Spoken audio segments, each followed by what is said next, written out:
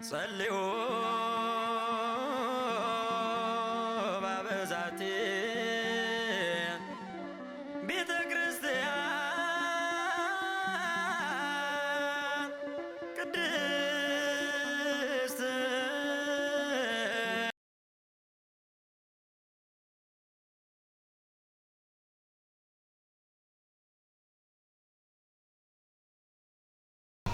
ወመንፈስ ቅዱስ አሐዱ አምላክ በስመ አብ ወወልድ ወመንፈስ ቅዱስ አሐዱ አምላክ በስመ አብ ወወልድ ወመንፈስ ቅዱስ አሐዱ አምላክ በባሕርይ ሞት በመንግሥቱ ሽረት የሌለበት ነፋሳት ሳይነፍሱ ብርሃናት ሳይመላለሱ ቀላያት ሳይፈሱ ብርሃንና ሰማይ ምድርና ሰማይ ሳይዘረጋ አመልማላት ሁሉ ሳይበቅሉ በቸርነቱ ከፍጥረት በፊት ሲመሰገን የኖረ የአባቶቻችን አምላክ ዓለምን በማይመረመር ጥበቡ የፈጠረ ትንኝንም እንኳ ሳይዘነጋ የሚመግባት ሥጋችን ለብሶ ከውድቀት ያነሳን በልባችን አስበን በአንደበታችን ተናግረን ስለማንፈጽመው ስለ ቸርነቱ ስሙ የተመሰገነ ይሁን። እግዚአብሔርን ያየንባት የሃይማኖታችን መስታወት እግዚአብሔርን ወልዳ ለሃይማኖት ያበቃችን የሕይወት እንጀራችን መሶብ የፀሐይ ጽድቃችን ምስራቅ እናታችን ቅድስት ድንግል ማርያም ወላዲተ አምላክ የእርሷም ስም የተመሰገነ ይሁን። ቅዱሳን ነቢያት፣ ቅዱሳን ሐዋርያት፣ ሰማዕታት፣ ደናግል፣ መነኮሳት፣ ቅዱሳን መላእክት ሁላቸውም ስማቸውን እናመሰግናለን። በረከታቸው ይደርብን። ክቡር አባታችን መላከ ፀሐይ በቀለ ተሰማ የዚህ ታላቅ ደብር አስተዳዳሪ፣ የተከበራችሁ ሊቃውንተ ቤተክርስቲያን፣ መምህራን፣ ካህናት፣ ዲያቆናት፣ የእግዚአብሔር ቤተሰቦች ሁላችሁ አንድ አምላክ በሚሆን በአብ በወልድ በመንፈስ ቅዱስ ስም ክርስቶስ ተንሥአ እሙታን አሰሮ ለሰይጣን ሰላም ዋኒ የእኛን መከራ ተቀብሎ ለእኛ ሰላምን የሰጠን ሰላማዊ ኢየሱስ ክርስቶስ ስሙ ይክበር ይመስገን። በመካከላችን ተገኝቶ እንዲያስተምረን እንዲመክረን አምላካችን ቅዱስ ፈቃዱ ይሁን። እንደ እግዚአብሔር ቅዱስ ፈቃድ ዛሬ በኃጢአት ብንኖርም እግዚአብሔር በቸርነቱ ንስሐ እንድንገባበት ዕለታትን፣ ዓመታትን፣ ወራትን፣ አዝማናትን ይጨምራልና ቀን ጨምሮልን ደግሞ ለዚህ ታላቅ በዓል ስላደረሰን ስሙ የተመሰገነ ይሁን። እንኳን አደረሳችሁ። ዛሬ ሁለት ኢትዮጵያውያን ቅዱሳንን እናስባለን። እነሱን ላስታውሳችሁና ወደ ትምህርታችን ድረስ እንሄዳለን። አንደኛው ቅድም ዘማሪ ዲያቆን ልዑልሰገድ እንደነገሩን የትኛው ነው? አባታችን አቡነ አብየ እግዚእ ናቸው። አቡነ አብየ እግዚእ በአብዛኛውን የተጋድሏቸው ኢትዮጵያዊ ጻድቅ ናቸው። የተጋድሏቸውን ዘመን የፈጸሙት በጎንደር ዙሪያ ነው እና መቃብራቸውን በዚያው ይገኛል። እባብና ተናዳፊ አውሬ እንዳይገባ አውሬዎችን ገዝተው የሄዱ ናቸው። ሁላችሁም እንደምታውቁት መሬቱን ከፍ አድርገው ልክ እንደ አቡነ ሳሙኤል ያስባረኩ አባት ናቸው። እሳቸው በመገዘታቸው ምክንያት ኢትዮጵያ ውስጥ አራዊት ሲያገለግሉ ነው እንጂ ሲባሉ አላየንም፣ ከሰው አውሬዎች በስተቀር ማለት ነው። በእነዚህ አባቶች ጸሎት ዘንዶም ኢትዮጵያ ውስጥ አገልግሏል፣ አንበሳም ኢትዮጵያ ውስጥ አገልግሏል፣ ዝንጀሮም ኢትዮጵያ ውስጥ አገልግሏል። ሁሉም ታዘዋል። ኢትዮጵያ ውስጥ ያልታዘዘ አውሬ ነው። ነብር ኢትዮጵያ ውስጥ አገልግሎት ሰጥቷል። በቅዱሳን ጸሎት ነው። ለምሳሌ እንስሳት አራዊት ሁሉ ኢትዮጵያ ውስጥ ገሮች ናቸው። ነቢዩ ዕንባቆም ትንቢተ ዕንባቆም ላይ አይጻዳተ ኢትዮጵያ ይደነግጻል፣ የኢትዮጵያ ድንኳኖች ይጨነቃሉ ብሎ ተናግሯል። የኢትዮጵያ ድንኳኖች ያላቸው የኢትዮጵያውያን ልቡና ገራገር ነው፣ እግዚአብሔርን ይፈራሉ ተብሎ የተነገረ። ለዚህ ነበረ እግዚአብሔር ጌታችን ኢየሱስ ክርስቶስ ትንቢት በተነገረባት ሱባኤ በተቆጠረባት በተወለደባት በአባቶቹ ሀገር በእስራኤል በተወለደበት ጊዜ ገና እንኳን እንደ ሰው ሰውኛው የልጅነት አካሉ ሳይጸና እናቱ ታቅፋው አሰደደችው። ኢትዮጵያ ግን ተቀበለችው። ኢትዮጵያ ስንኳንስ የፈጠራትን እግዚአብሔር የሚጠላትን ጠላቷን የሚያርዳትን የሚያቃጥላትን ሳይቀር በልጅነት ተቀበላለች። ለዚህ ነው የኢትዮጵያ ድንኳኖች ይጨነቃሉ ተብሎ የተነገረው። የኢትዮጵያ ድንኳን ገራገሮች ናቸው፣ በሰው ላይ አይጨክሩም ተብሎ ነው። እሱ ብቻ ሳይሆን በኢትዮጵያ ነብሩ ቢሆን ቸር ነው። አሁን በመጻሕፍት ትምህርት እንደምንማረው ከአራዊት መካከል በጣም ጨካኝ ነብር ነው፣ ደግሞ ንፉግ ነው ነብር። ጅብ ባይሆን ዕለቱን ገድሎ ዕለቱን ነው የሚበላ። ነብር ግን ሰውም ሆነ ሌላ ነገር በጥፍሩ ከወጋ በኋላ ቀብሮ፣ ምክንያቱም ሽታው ሲለውጥ ሌሎች አራዊት ስለማይካፈሉት ቀብሮ ብቻውን ተደብቆ ነው የሚበላ። የንፉግ ሰው ምሳሌ ነብር ማለት ነው። ብቻውን የሚበላ ሰው ብቻውን ነው የሚሞተው። እንደምታውቁ በሰማያትም ያ የበላው ነገር ሲሆን ይዞት ይወርዳል።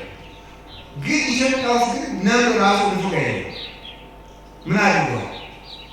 በአባታችን በአቡነ ሐራ ድንግል ገዳም ሚዳቋ እያደነ አገኘ።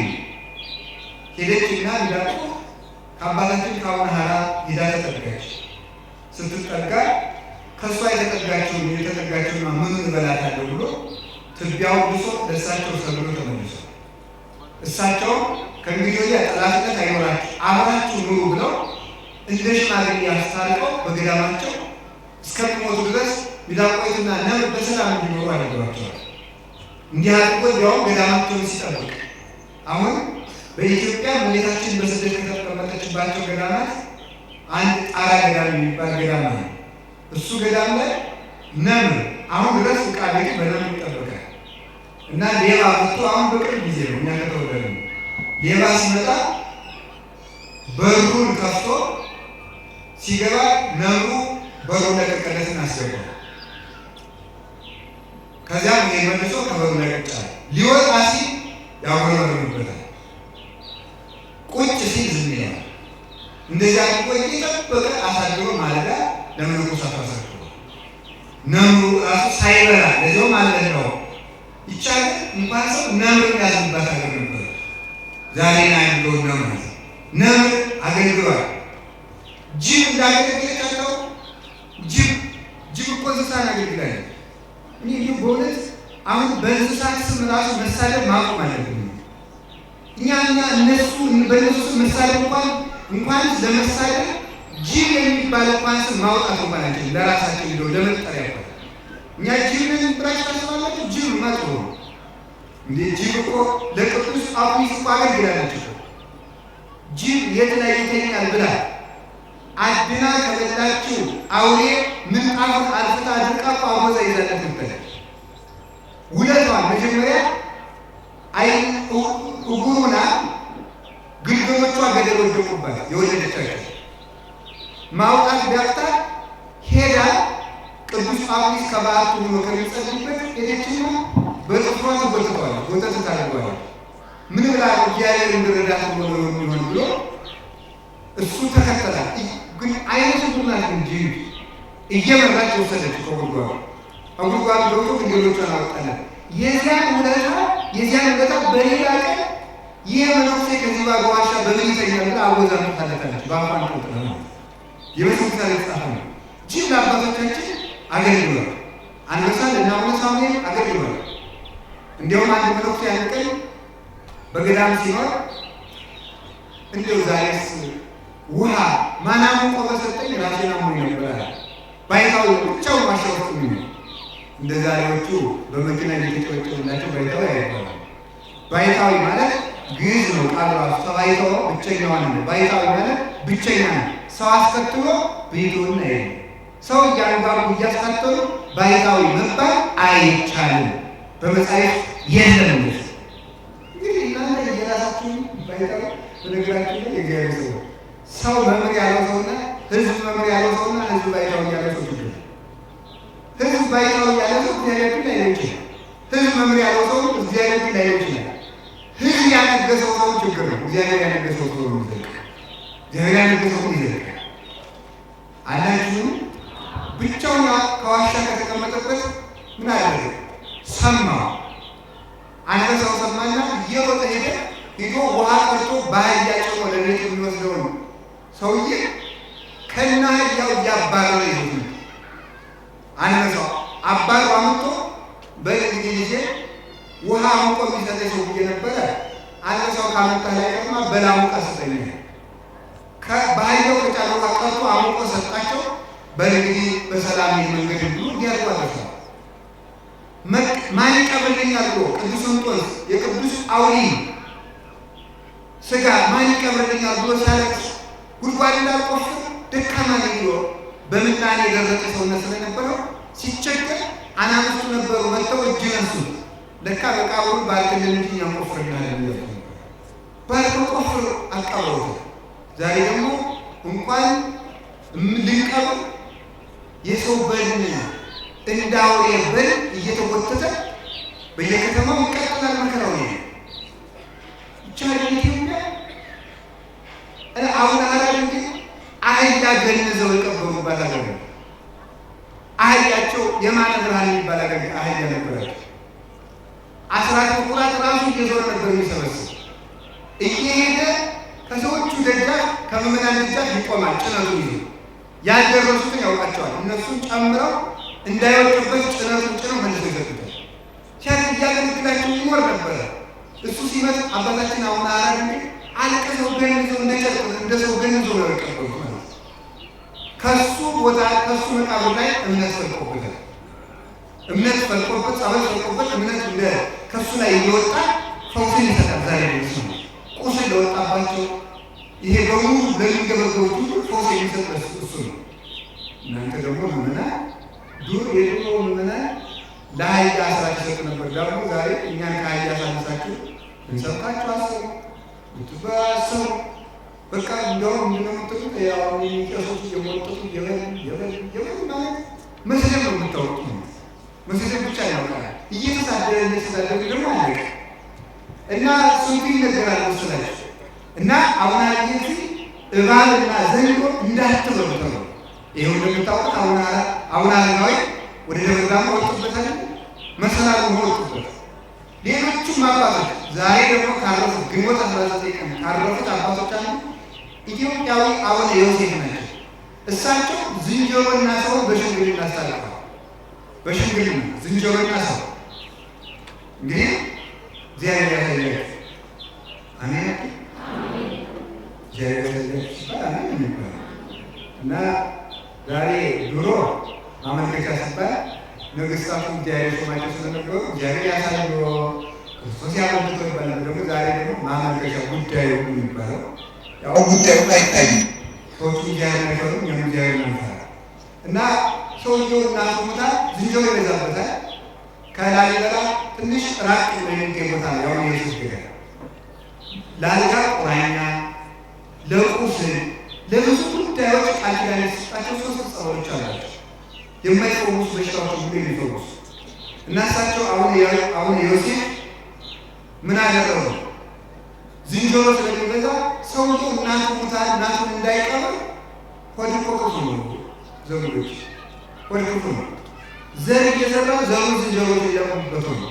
ከዚያ ዘሩ ዘሩ እየሰራ ያለ ምን ሆነ? እናቴን እንዳልቀበር ዝንጀሮች ዘሩ ይበሉት ነው።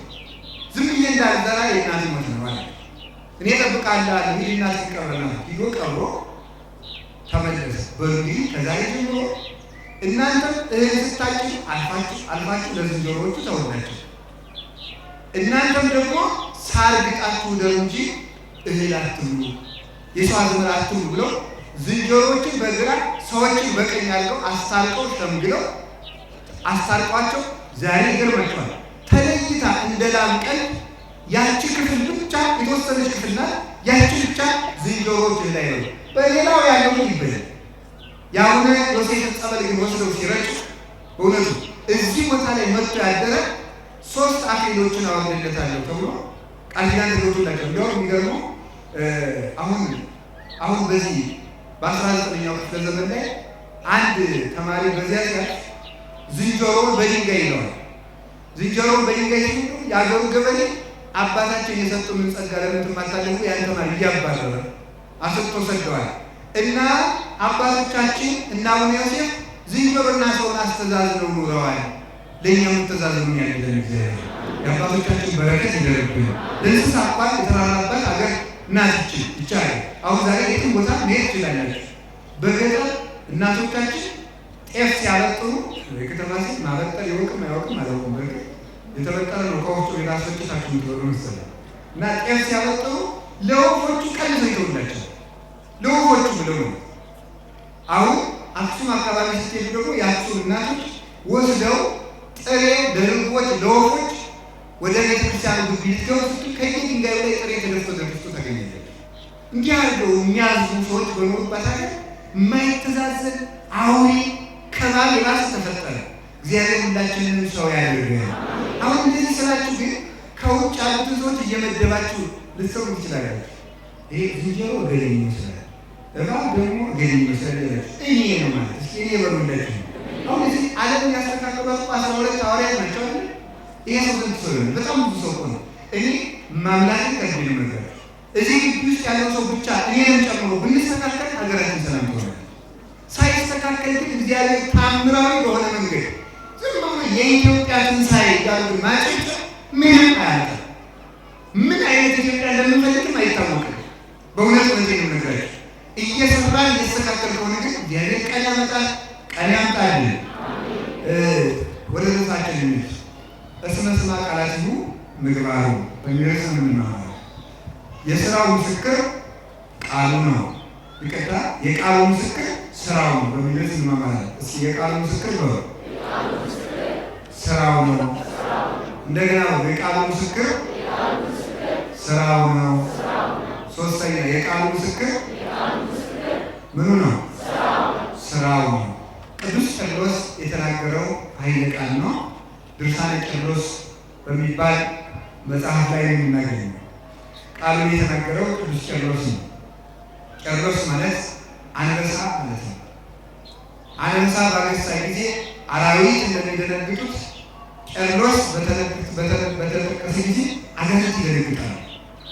የቅዱስ ቄርሎስ አሁን ሁላችሁ መቴ ነው። ቅዱስ ቄርሎስን እመኑበት፣ በደንብ አድርጋችሁ ውደዱት። ከወለላችሁ መጽሐፉን ፈልጋችሁ ልታነቡትና የቅዱስ ቄርሎስን ድርሰቶች ቤታችሁ ልታስቀምጡ ራሱ ከከሃዲያን ይጠብቃቸው። በእጅግ በሚያስደንቅ ሁኔታ ቅዱስ ቄርሎስ የእመቤታችን የቅድስት ድንግል ማርያም የወላዲተ አምላክ የድንግልናዋ ምስክር ሆኖ የሞተ አባት ነው።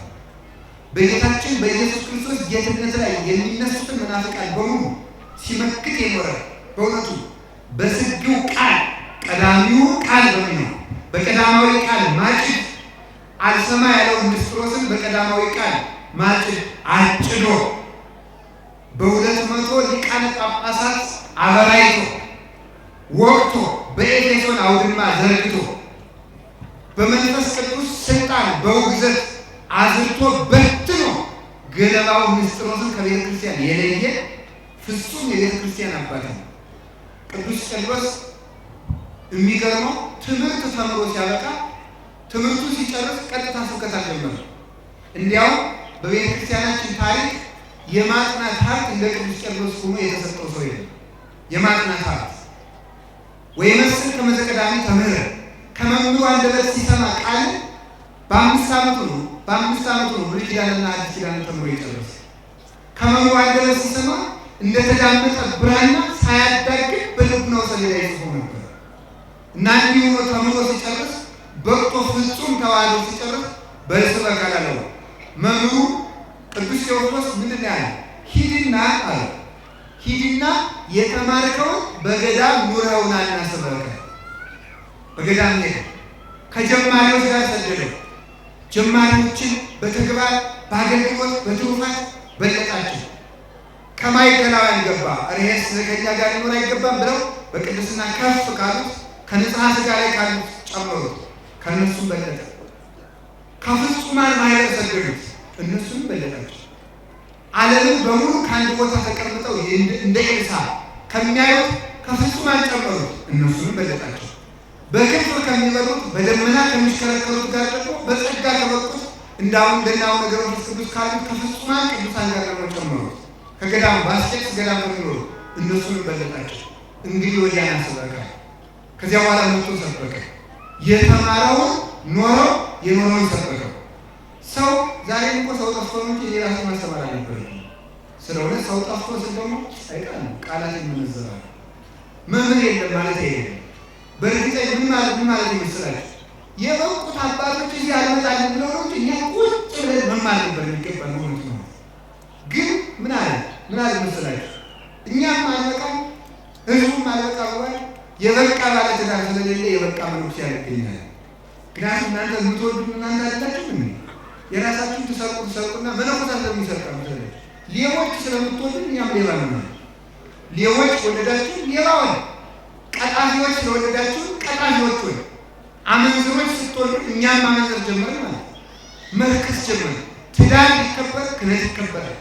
ትዳር ሊከበር ምንኩስና ይከበራል። ሁለቱ የሚመነጩበት የሃይማኖት ማህፀን የተከበረ ትዳር ነው።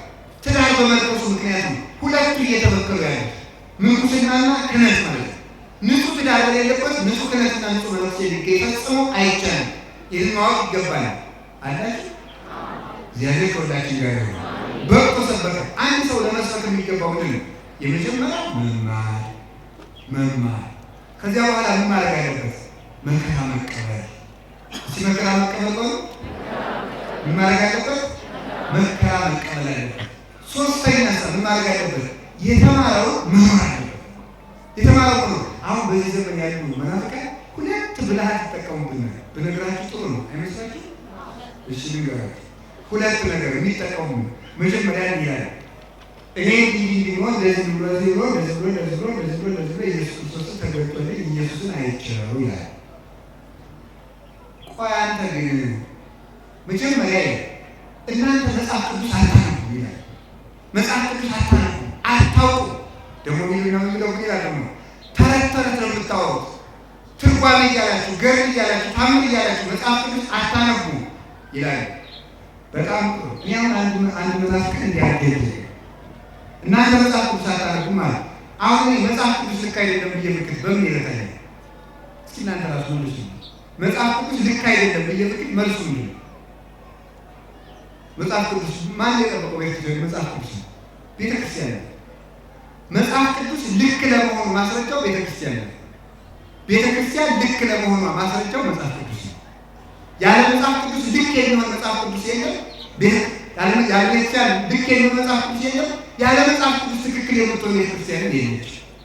ለምሳሌ አሁን አንድ ቃል ንገራችሁ፣ አንድ ኃይለ ቃል ላንሳላችሁ። እኔ የሕይወት እንጀራ ነኝ፣ ሥጋዬን የበላ ለእኔ የጠጣ የዘላለም ሕይወት አለው ይላል። ሥጋዬን የበላ ለእኔ የጠጣ የዘላለም ሕይወት አለው ይላል። ሥጋዬን የበላ ለእኔ የጠጣ የዘላለም ሕይወት አለው ሲል ምንድን ነው ይሄ ስንል አንዱ የእምነት ድርጅት ወይም ፕሮቴስታንት እንደለም። ለምሳሌ አንዱ ምን ብሎ ይነገራል? ሥጋዬ ያለው ክርስቶስ ቃሉን ነው፣ ትምህርቱን ነው። ስለዚህ ስንማር እየቆረብን ነው፣ ቁርባን አያስፈልግም ይላል። አንዱ ደግሞ አይ ሥጋዬ ያለው በእሱ ስም የምንበላውን የጌታ እራት ነው ይላል። አንዱ ደግሞ ተነስቶ አይ ሥጋዬ የበላ ደግሞ ያለው ስሙ ሕይወት ስለሚሆን ስሙን ነው ይላል። ትክክለኛው የትኛው ነው ብንል ተመልከቱ።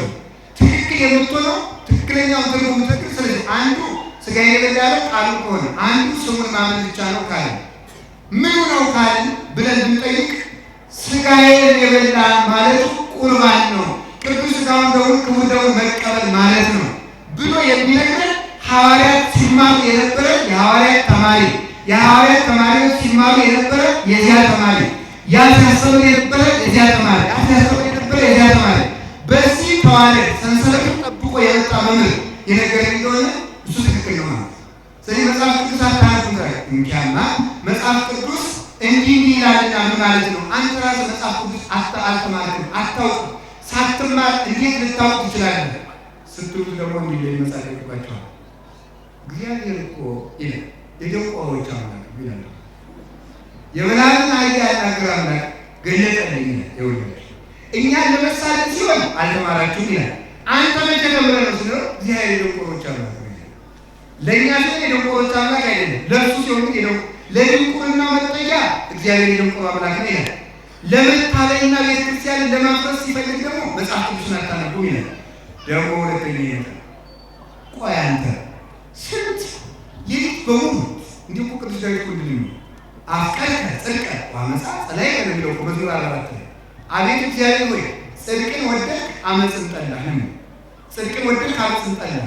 ትሕትናን ወደው አላውቅም ብለው፣ ጸሎትን ወደው ትጋትን ወደው፣ ከመብላት ይልቅ ረሃብን ወደው፣ ከመለስ ይልቅ መራቆትን ወደው፣ ከክብር ይልቅ ውርደትን ወደው፣ ከሀብት ይልቅ ድህነትን ወደው፣ የሞቀ የደመቀ ከመለስ ይልቅ ብርዱን ቁሩን ሐሩሩን ወደው፣ የላመ የጣመ ከመመገብ ይልቅ ተመልከቱ መናኛ የሆነ ምግብ እየበሉ ቅጠል ሰምጥጠው የሚኖሩት ቅዱሳን ሳይገለጥላቸው እነሱ ትክክል ሳይሆኑ አንተ ከሞቀ ከደመቀ ቤት ተቀምጠህ የላመ የጣመ በልተህ እንደወደድክ እየተናገርክ እንደወደድክ እየተሳደብክ አንድ ሲናገሩ 100 እየመለስ ለአንተ እንደዚህ ይገለጥልህ ቻለ ስትሉ ደግሞ እግዚአብሔር ጻድቃን ሊጠራ ነው። ምን ጥያቄ ሰው አይላችሁም? እስመ ሰደቀዩ ሃይማኖት ያለብሳል። ሰው ክፋቱ ሃይማኖት ያለብሳል አላለኝ? እስኪ በሉላችሁ ሰው ክፋቱ ነው ምን ያለብሳል? ሃይማኖት ያለብሳል። ክፋትን ይሰራና ለምን ይታረጋል? እየሮጠ ሄዶ ከሃይማኖት ይጠቀማል። እየሮጠ ሄዶ በእግዚአብሔር ቸርነት ያመካኝ ለስንፍናቸው። ስለዚህ አንደኛ አታውቁም ብሎ በመመጻደቅ አንተ መቻወቅና ተብሎ ደግሞ በመጽሐፍ ቅዱስ ሲሞቅቅ መስተማርክና ሐዋርያት 3 ዓመት ተምረው የሰበኩ ቅዱስ ጳውሎስ 46 የብሉይ ኪዳን መጽሐፍትን ከገማልያል ስር ተምሮ ነው የሰበከ። አንተ ልጅ የተማርክና ሳይማሩ መንፈስ ቅዱስ ገለጠልኝ ይላል። ደግሞ ስትመጡበት ደግሞ ሳትማሩትም መንፈስ ቅዱስ ገለጠልኝ። መንፈስ ቅዱስ ዝም ብሎ ሳይማሩ የሚገልጥ ከሆነ የስንፍና ረዳት ከሆነ ጌታ ሲሆን ለሐዋርያት 3 ዓመት ለምን ማስተማር አስፈልገው? ዝም ብሎ መንፈስ ቅዱስ ልቆ ግለጥላቸው አይለው ነበር። በድካም ነው ጥበብ የምትገኘው፣ በድካም ነው። ጥበብ የጥበብ ሀገሯ ድካም ነው፣ ልፋት ነው፣ ጥሪት ነው፣ ትሕትና ነው፣ ጸሎት መልካም ነው። ዝም ብሎ ጥበብ አይገኝም፣ በግርግርታ በወይወይታ አይገኝም። እንዲያልሆን ኑሮ ጌታ ለበኩሙ ተረዳችሁን እያለ ሐዋርያትን ማስተማር ባልተጠበቀበት ነው። ሁሉ ለአባሉ ገቡ ተገጠሙ ኢየሱስ ወረስ ተደረዘ ዋንጋ ሁሉም ሲማሩ ቤቱ ሄደ። ኢየሱስ ክርስቶስ ግን ማደሪያ ስላልነበረ ወደ ደብረ ዘይት ሄዶ ሲጸልይ አደረ። ማለዳ በምኩራብ ተገኝቶ አስተማረ። 24 ሰዓት በሙሉ ሐዋርያት 3 ዓመት እኮ ይገርምኝ። ሐዋርያት 3 ዓመት ከጌታ ከራሱ ተምረው ወንጌል አልረዳቸው ብሎ ረስተውት እንደገና ደግሞ ጌታ የነገርኳችሁን ረሳችሁት እያለ ከገሰጻቸው እኛ ከመምህር ሳንማር መምህር ነን ብለን ተወጣ። ለዚያውም መጽሐፍ ቅዱስ ነው እይኩን ተመልካች ምንድን ነው ብዙኃን መምህራን እሙስቴትክሙ አልያለ ከእናንተ መካከል ብዙ ሰው መምህር አይሁን። እስመ ቅሩብ ሙስናነ በዲበ አንቀጽ ሁላችን እንደምንሰናከል ታውቃላችሁና ብዙዎች መምህራን አይሁኑ ብሎ ተነግሯል። ስለዚህ ቅዱስ ቄርሎስ ሐዋርያት 3 ዓመት ተምረው እንደተሰበኩ እሱም ተምሮ ሰበከ። መጽሐፍ ቅዱስን እኮ እኛ ከማንበብ በላይ ተምረነዋል። ከመማር በላይ እየኖርነው ራሱ ቤተክርስቲያን ኦርቶዶክስ ተዋሕዶ ቤተክርስቲያን ማለት መጽሐፍ ቅዱስን የምትሰብክ ብቻ አይደለም። ቅዱሳን የኦርቶዶክስ ቅዱሳን መጽሐፍ ቅዱስን የሚሰብኩ ብቻ ሳይሆን ራሳቸው መጽሐፍ ቅዱስ ይነበብባቸዋል። ራሳቸው መጽሐፍ ቅዱስ ናቸው። ለምሳሌ ስለ ጽድቅ የሚሰደዱ ብፁዓን ናቸው የሚለው ተክለ ሃይማኖት ሲሰደዱ ብቻ ማወቅ ይቻላል። ስለ ጽድቅ የሚሰደዱ ስለ ጽድቅ የሚራቡ ብፁዓን ናቸው ሲባል አቡነ ገብረ መንፈስ ቅዱስ ላልቀምሱን ብቻ ብለው ሲኖሩ ማወቅ ይቻላል። ሁሉንም መጽሐፍ ቅዱስ ከአንድ ቅዱስ ገድል ላይ ማነው ይቻላል? የመጽሐፍ ቅዱስን ክፍል ሁሉ ነው። ስለዚህ ሐዋርያት ሰበከው ተምረው ሰበኩ፣ ቄርሎስ ተምሮ ሰበከ። ሐዋርያት መከራ ተቀብለው ሰበኩ፣ ቄርሎስ ቅዱስ ቄርሎስ መከራ ተቀብለው ሰበከ። ቅዱሳን ሐዋርያት በርተው ሰበኩ፣ ቅዱስ ቄርሎስን በርቱ ሰበከ። እኛም ያለ መምህራንን ያሳጣል። ከሚያጭበረብሩ ሳይማሩ መምህራን ከሚሉ ከነዚህ ሁሉ ከተኩላዎች የበግለን ከነበሩ ተኩላዎች አምላክ ቅዱሳን ይጠብቀናል። እና ቅዱስ ቄርሎስ ንስጥሮስን ቢለው አልሰማዋል፣ አወገዘው። ከተወገዘ በኋላ ታሰረ። ንስጥሮስ ግን ደግሞ ምን አለውና ሄደና ንስጥሮስ እኔ እኮ አንተን ወድህ ነበር፣ ክደትን ነው የምጠላት፣ እባክህ እንዲሁ ትጎዳለህ ሞክረው፣ እሷንም ወላዲተ አምላክ በል ልጇንም አምላክ በልና እስቲ ሙት አለ። አልልም እኔ ሃይማኖት ገብቶኛል፣ አንተ ላይ ያልገባህ። አይ እንግዲያስ ምላስህ ለአምላክ እናት ካልታዘዘች ለአንተም አትታዘዝም። ምላሱ ተጎልጉሎ ንስጥሮስ ሞተ። ምላሱ ተጎልጉሎ እንዳልሆነ ሆኖ ሞተ። ቅዱስ ቄርሎስን በክብር የተዋሕዶ ምስክርና ምሰሶ ሆኖ አረፈ። ዛሬም ድረስ የቅዱስ ቄርሎስ ድርሳን በሚነበብበት ቦታ ሁሉ አጋንንት ይንቀጠቀጣሉ። አሁን በዚህ ዘመን በዚህ 4-5 ዓመት ውስጥ እኔ አሁን ከምማርበት ሊቃውንት ትምህርት የሊቃውንት ጉባኤ ከምማርበት የቅዱስ ቄርሎስ ትርጓሜ ሲተረጎም 3 ሰዎች የቅባትና የጸጋ እምነት ተከታይ ሆነው አጭበርብረው መጽሐፍ እንማራለን ብለው ነጠላ ገብተው የቄስ ተማሪዎች ነው ብለው መጽሐፍ ትርጓሜ ቤት ሄደው ሲተረጎም ምላሳቸው ተጎድቶ ለመምህሩ ግን ቅባት ነበር። በዚህ ዘመን የተደረገ አሁን ቅዱስ ቄርሎስን ለሚያምነው ድርሳኑን ለሚያነቅሰው በሙሉ ከክህደት ይጠብቀዋል፣ ከክህደት በአምላኩ ይጠብቃል። እንግዲህ ቅዱስ ቄርሎስ ስለ ጌታችን ስለ ኢየሱስ ክርስቶስ ሲናገር የተናገረው ነው። ምንድን ነው የሚለው? እስመ ስማ ቃላቲሁ ምግባሩ። የጌታችን የኢየሱስ ክርስቶስ የቃሉ ምስክር ምን አለ? ንግግሩ። የንግግሩ ምስክር ተግባሩ ነው። የቃሉ ምስክር ተግባሩ ነው። የቃሉ ምስክር ምንድን ነው? እንዲህ ያለ አሞኒዮስና ሳሉስ የተባሉ ሊቃውንት በመቅደመ ወንጌል ላይ ሲናገሩ እግዚአብሔር ለባህሪ ካህሊ እግዚአብሔር ይናገራል። የሚናገረውን ለመፈጸምም ስልጣን አለ። ለምሳሌ የማይናገረውን እግዚአብሔር የማይፈጽመውን አይናገርም። የሚናገረውን ለመፈጸም ግን ምን አለ? ስልጣን አለ። እግዚአብሔር ሰሚ ሳይኖርም አይናገርም። በነገራችን ላይ በዚህ ዓለም ላይ ንግግር የጀመረ እግዚአብሔር ነው። ንግግር ደግሞ የጀመረ ብርሃን ሲፈጥር ነው። እግዚአብሔር ሌሎችን ፍጥረታት በሙሉ በዝምታ ፈጥሮ እሁድ ነው ፍጥረት የጀመረ 7 ፍጥረታትን በዝምታ ፈጥሮ መላእክትን በዝምታ ፈጥሮ 8ኛው ላይ ሲደርስ እግዚአብሔር መናገር ጀመረ። ምን ብሎ? ብርሃን ይሁን ብሎ ተናገረ። ብርሃን ይሁን አለ። እግዚአብሔር ተናገረ፣ ብርሃን ሆነ። እግዚአብሔር እስከዚያ ድረስ ለምን ዝም አለ ቢሉ ሰሚ ሳይኖር አትናገሩ ለማለት ነው። ሰሚ ሳይኖር አትናገሩ። አሁን እኛ እኮ ዝም ብለን ሰሚ ሳይኖር እንናገራለን። መጀመሪያ ብእሲ ዘይነብብ ቃለ በኀበ ዘኢሰምዖ ይመስል ብእሴ አብደ ዘያስተጣቅ አግዕዝተ በዲበ ሆጻዕ ይላል ሲራክ። በማይሰማው ሰው ጆሮ ቃልን የሚናገር ሰው በአሸዋ ላይ ቃልን የሚክብ ሰው ይመስላል። በማይሰማው ሰው ጆሮ ቃልን የሚናገር ሰው ተመልከቱ፣ ከአሸዋ ላይ ቃልን የሚክብ ይመስላል። መጀመሪያ ለመናገር ሰሚ መኖር አለበት። አንዳንድ ጊዜ አሁን እናንተ ራሳችሁ እንዲላችሁ አታውቁ? በዚህ ዘመን እኮ እውነት የሚናገር መምህር የለም። እውነት የሚናገር መነኩሴ፣ ካህን፣ ዲያቆን፣ ጳጳስ የለም። ሁሉም አደባባይ ነው ትላላችሁ አትሉ? በሉ እንግዲህ ተናገረዋል ትላላችሁ አትሉ? እንላለን። ደግሞ በጠባያችን ምን አይነት መሰላችሁ? የኢትዮጵያ ሰው እስራኤላውያን የሚመስል እስራኤል በጠባያቸው ቤተ ክህነትና ቤተ መንግስት የሚሰድላቸው ይወዳሉ።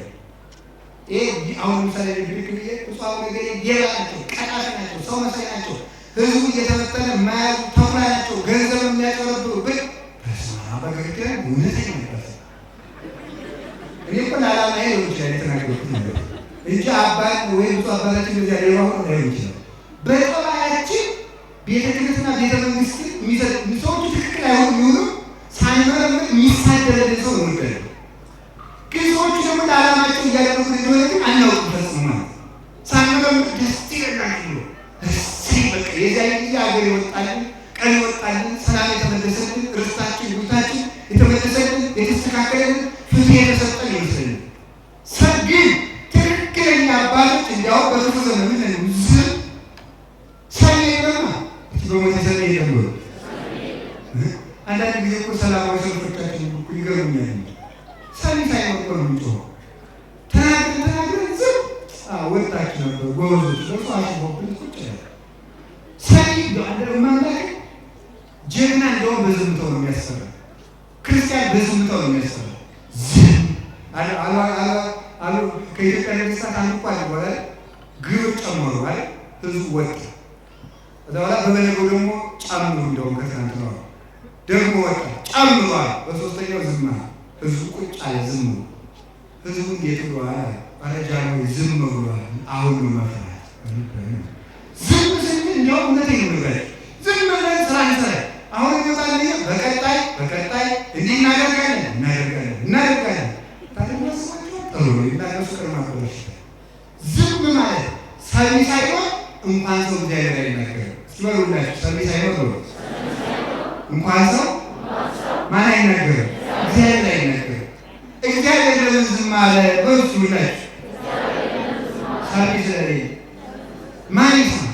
በፍጹም እኛን ዘረኛ ሚለን ዘረኛ አሁን አንድ ጠገይን አባሪ እኮ ከሰው አካባቢ እንጂ ነው እንጂ ገና በእንግዲህ ያገኛል ብዙ ዘር እናንተ ዘር ማን ይሰማል? እስኪ ጋር ደግሞ ማትቀበሉታችሁ ነው አውጡ ማትቀበሉ ተቀበለናችሁ ያሰብ ምስክር ነው እኮ በለው ከፈራችሁ ይወላችሁ ስጋዬ የበላ ደሜን የጠጣ የዘላለም ሕይወት አለው። ይህንን አድርጋችሁ አላደርጋችሁ እግዚአብሔር ለምን ዝም አለን በሉ። ሰሚ ስለሌለ ቁረቡ ተባላችሁ አትሰሙ፣ ጸልዩ ተባላችሁ አትሰሙ። በየሜዳው አትጋቡ፣ ያለ ቤተክርስቲያን ስርዓት አትጋቡ። በየሜዳ እየተገባችሁ በየሜዳው እየሞታችሁ ትቀራላችሁ። በየሜዳው መጋባት እንዲያው እኮ ያለ ቤተክርስቲያን የሚደረግ ጋብቻ የባዝራና የፈረስ ጋብቻ ነው። ሰለስቱ ቤቶች ማለት ቤተክርስቲያንን አታውቃችሁ ነው። ሳታውቃችሁ በየሜዳው ተቀመጡ፣ በየሜዳው ተቀመጡ። እግዚአብሔርን ለመስማት ያውቃል።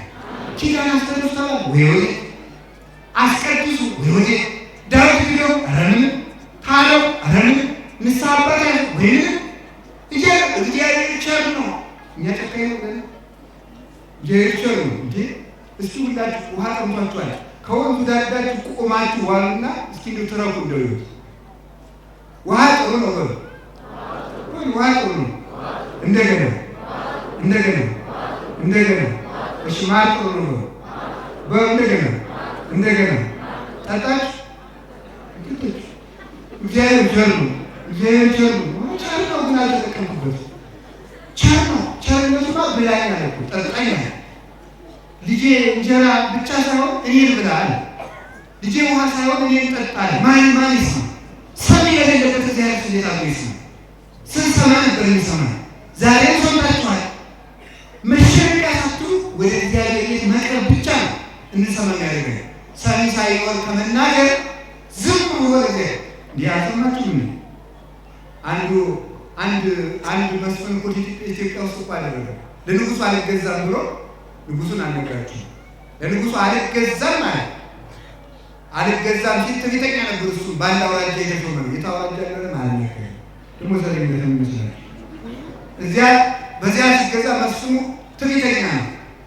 እንዲያውም ከትዕቢተኝነቱ የተነሳ የኔ ቤተክርስቲያን ሳትገባ የምትገቢ ሴት ወዮልሽ ነው። የእሱ ሚስት ተገኝታ ታረፍና ሌት የመጡ ሴቶች እየተንቀጠቀጡ ብዙ ላይ ይቆያል። የእሱ ሚስት ቀና የገባች ሴት እግሯን ትቆረጣለች።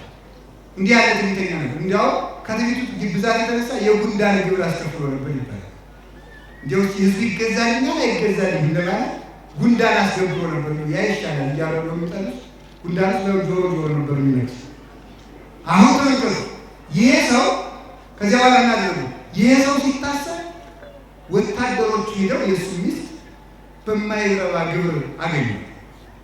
እንዲያ ሲደረጉ የሚገርመው ግን ቀን ሰው እየበደለ ሌሊት በገና እየረደለ እግዚአብሔር ይችላል። ባላ አለቀሰ። ሚስቱ ስትገባ ቤተክርስቲያን ስትገባ ትክ ብሎ ያየ ሰው ይቀጣ ነበር። ምን ብሎ አደረደረ በገናው። ወታደሮቹ እሱ ሲወድቅ ለዚህ ምን አለ መሰላችሁ ሰሎሞን ቀን የሚያመጣውን አታውቅምና በጠላት ውድቀት ደስ አይለኝም። አንተም ነገር ወዳጅ ልትወጥ እንችላለን። ቀን አገኘው ብለህ የወደቀውን ደግሞ አንተ መልሰህ ያንን ከሆነ ብቻ ምንድን ነው ሲል ከዚያ በኋላ ጠጁ ቀጠነብኝ፣ ስጋው ጎፈየብኝ፣ አይኑም ሚስቴን ሰው አያያት ከደጅ አይወጣብኝ፣ አይኑም ቀን የጣለለታ ይደረጋል ብሎ በገና ደረደረ።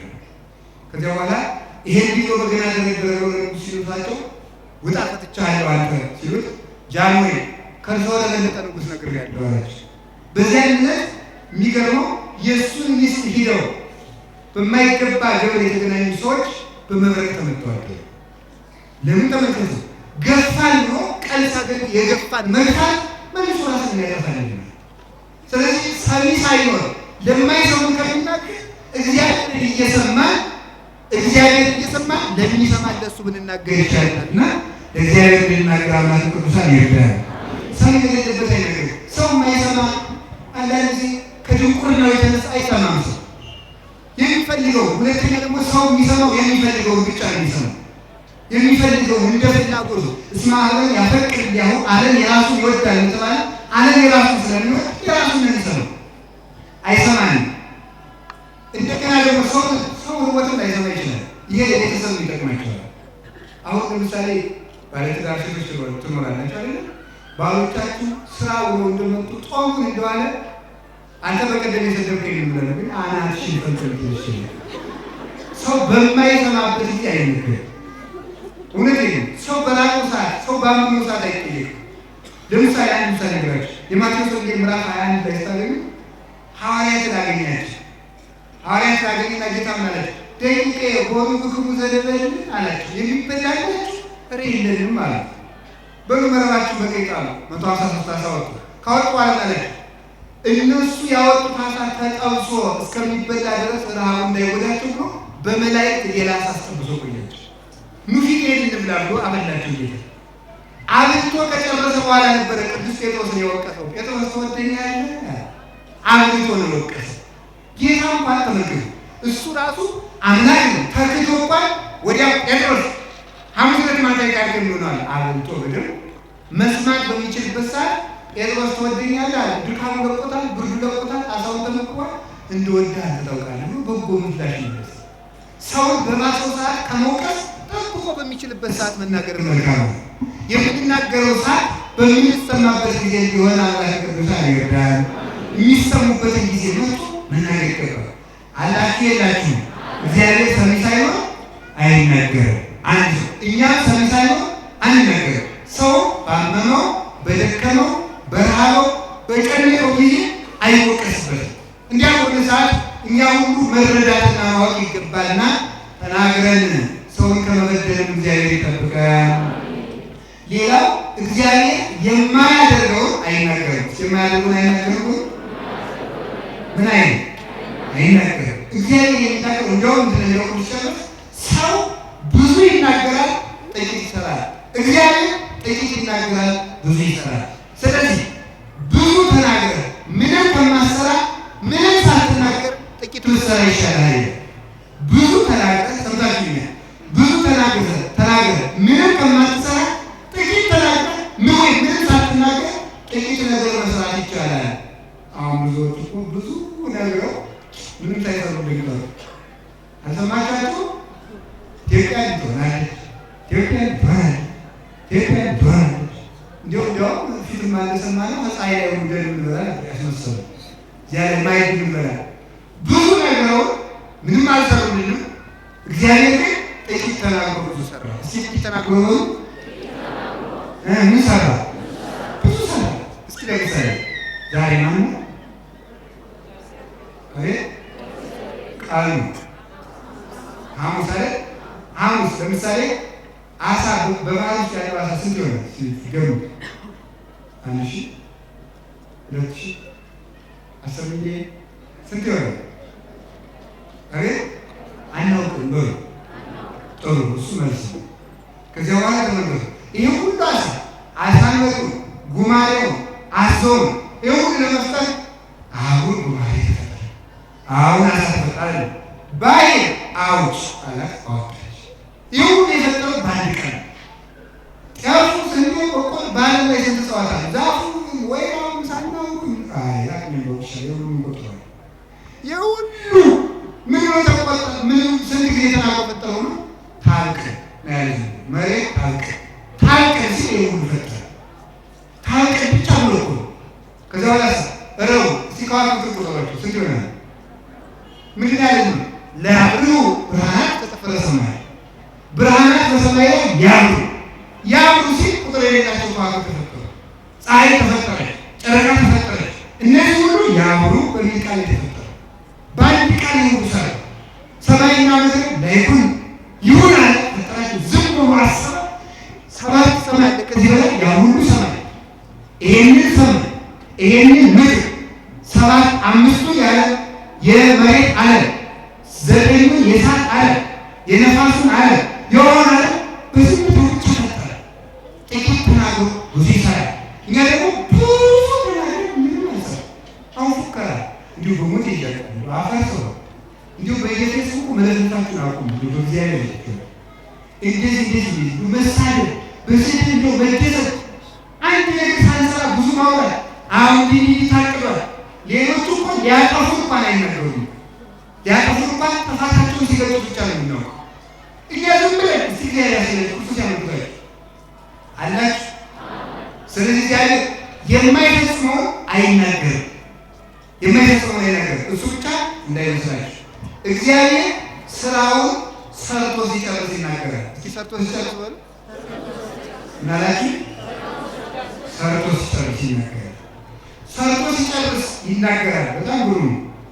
ለምሳሌ አንዳንድ ቀን እንዲህ ይላል ሰይጣን ቀረብና የእግዚአብሔር ልጅ ክርስቶስ ይላል። መረጃ ለመሰብሰብ እኮ እንጂ ነው አይደለም። ቆይ አንዳንድ ቀን ይርባዋል፣ አንዳንድ ቀን እንጀራ ያበረክታል፣ አንዳንድ ቀን ይፈራል፣ አንዳንድ ቀን አይዟችሁ የተናፈቀ ቅንጣት ታክልና ሲኖራችሁ የተራራ ትረግጣላችሁ ይላል። ማን ነው ብሎ ይግራየው እግዚአብሔር ልጅ ነህ ሂድ አንተ ሰይጣን በኋላ ኋላ እንዲህ ሲል ኋላ ሰርቶ ጨረሰ። ስራውን ሰራ። 33 ዓመት ምስጢሩን ጌትነቱን በምስጢር እየገለጠ ቆየና ግን እኔ አምላክ ነኝ የሚለው በምስጢር ደብቆ ቆየና ስራውን ሰርቶ ጨረሰ። ሲያልቅ ዓለም እንዲህ ያለ ሰይጣን ዓለም በመስቀሉ ጠርቆ ሲይዘው በመስቀሉ ቀጠሮ ለጽል ያለ ክርስቶስ ቆላስይስ ምዕራፍ 14 ላይ በመስቀሉ ጥልን ደመሰሰው። አንዳንድ ጊዜ መናፍቃኑ ይላሉ ጥለት የአባታችን የሞተበት ነው መስቀልና አንይዘው ይላሉ። በመስቀሉ የሞተ ማን? ዲያብሎስ ነው አባቴ እያሉ ነው ማለት ነው። በመስቀሉ ዲያብሎስ ሞተ ነው ማለት ነው። በመስቀሉ ሞተ ሞትንም ጠርቆ ቀድሞ ይገለበት ከነበረው መንገዱ አስወጣው ነው የሚለው። በሳት ዛንጀር በነፋስ አምላኬ ለምን ታደርገኝ እንደ መቃጠል ማለት ነው። መቃጠል እንግዲህ የከተማ ሰው ብዙ ያውቀው ታውቃላችሁ። አታውቁት? መንጠቆስ አታውቁት? ምን ይላችኋል? ረጅም የሆነ ሸምበቆ ነው እና ጫፏ ላይ ቆለፍ ያለች ሹል ብረት የተሳለች ብረት ደርባል። እዚያ ላይ ጭብጦ ይደረጋል። ጭብጦ ማታውቁሽ ዳቦሽ እሱ ይደረግበታል ማለት ነው። ጭብጦ የሚባለው በተልባ በቅቤ እናቶቻችን ጨብጠው ቂጣውን ጋግረው የሚሰጡት ነው። በጣም ግሩም ነው በእውነቱ ማለት ነው። ዛሬ እኮ ዝም ብሎ እንደው የከተማ ሰው አበላልን አያውቅ መምራት ግን የሆነ ያልሆነ ማለት ነው። ይዘበላል እግዚአብሔር ይጠብቀን እና እንደዚህ አይነትና ሲያበቃ አበላል ማለት ሆዳሙ ላይ አይደል ነው። ብዙ ከምክንያት እንደው መጽሐፍ ብዙ እንደሚለው የተበላሸ ምግብ ልብ ያበላሸ ነው። ምንድን ነው የደፈረሰ ምግብ ልብ ያደፈረ የሆነ ያልሆነ አስንዱ በገበያው መብላት ምግብ እንግዲህ ዳሳማ ማለት ቦታ ሳይወጡ መብላት ክርስቲያን እኮ ጠንቃቃ እኮ ነው። ሆንቱ የተጠነቀቀ በጅምቱ አይዘረቀረም አይደል? እግዚአብሔር ከሁላችን ጋር ይሁን። እግዚአብሔር ከሁላችን ጋር ይሁን። ስለዚህ ያንን ጭብጦውን የሚያደርጉታል ከቆላፋ ብረት ያደርግና አሳ አጥማጁ ምን ያደርገዋል? ባህር ውስጥ ይቀጥተዋል። ሲከተው አሳው ጭብጦውን ለመብላት ይመጣል። ሸቶ ነው የሚመጣው። ጭብጦውን ቅምስ ሲያደርግ ምን ያደርገዋል? ቆላፋው ብረት ጉሮሮው ላይ ይገባል። ያን ጊዜ አሳው ሲንፈዳፈል አሳ ገባ ማለት ነው ብሎ ሳባሉ ያወጣዋል። በመንጠቆ ብረት ግን አሳው የመጣ እንጀራ ወይም ዳቦ ቂጣውን ብሎ ይመጣል። ልክ እንደዚህ ይላል ቅዱስ ቄርሎስ ሲተረጉም። አሳ የተባለ ዲያብሎስ ነው። አሳ የተባለ ዲያብሎስ ነው። ጭብጦ የተባለ የክርስቶስ ስጋው ነው። ስጋውን ብሎ ሊውጥ ቀረብ እንዳለ አሳው ክርስቶስ አምላክ ለምን ተውቀኝ እያለ ሲጮህ ጊዜ እንደ አብርሃም ስጋ እንደ ፍጡር ስጋ መስሎት ሊውጥ ቀረብ ሲል መንጠቆ ብረት ለቀም እንደሚያደርገው በመለኮቱ እሳተ መለኮቱን ተመልክቶ ብልጭ አደረገ። እኔ እኮ ፍጡር መስሎኝ ነው። ማን ነው ይሄ? መንቱ ዘምድረ ለሰው ውስጥ ሰማያዊ በምድራዊ ስጋ የተገለጠ ሰማያዊ አምላክ ይሄ ማን ነው? እኔ አላውቅም እንጂ እሱማ አልቦ ዛሬ ወደ ሰማይ የምትወረደ ሰማይ ወደ ባለ ነው። ከሰማይ ከወረደ በቀር ወደ ሰማይ የወጣ የለም ብሎ ለምኛ ነበር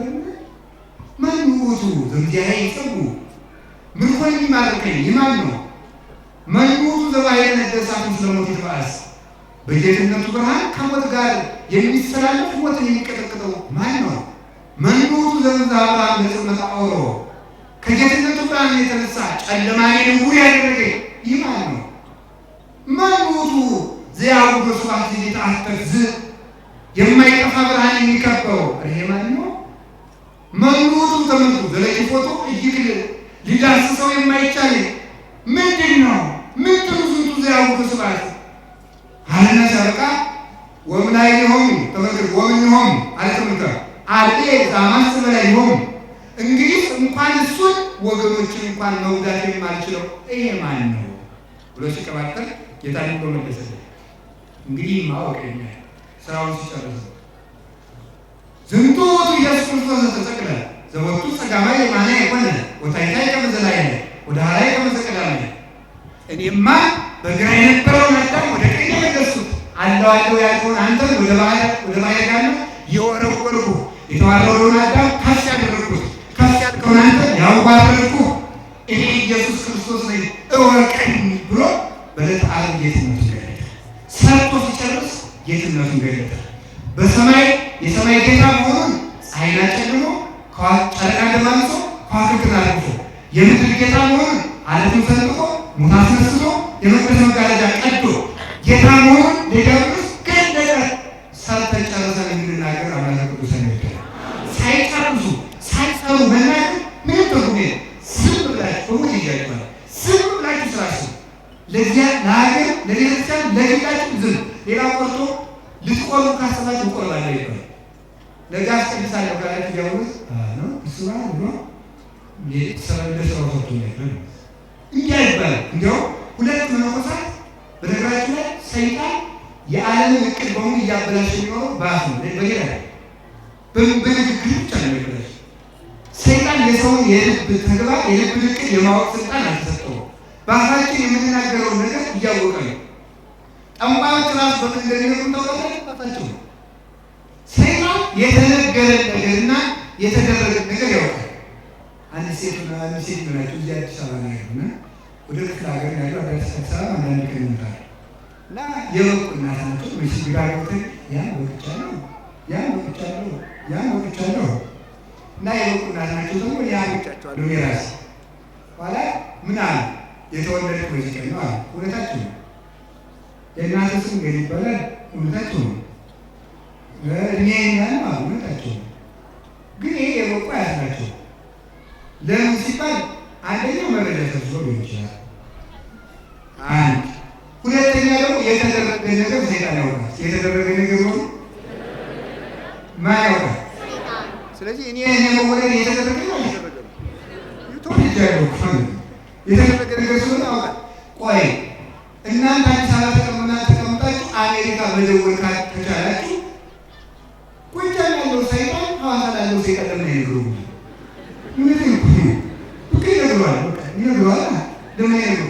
ደግሞ ታውቃላችሁ አይንን ጭፍን አድርጎ ግልጽ እስከሚያደርጉ ድረስ ሰይጣን ከሰማይ ደርሶ ምን ገብቶ መልሶ ሰማይ ደርሶ ይሄ ፍጥረት አለ ማለት በዓለም ላይ በሳይንስ ፈጣን የሚባለው ብርሃን ነው አይደል? ሰይጣን ግን ከብርሃን ፍጥነት የቀደመ ፍጥነት አለ።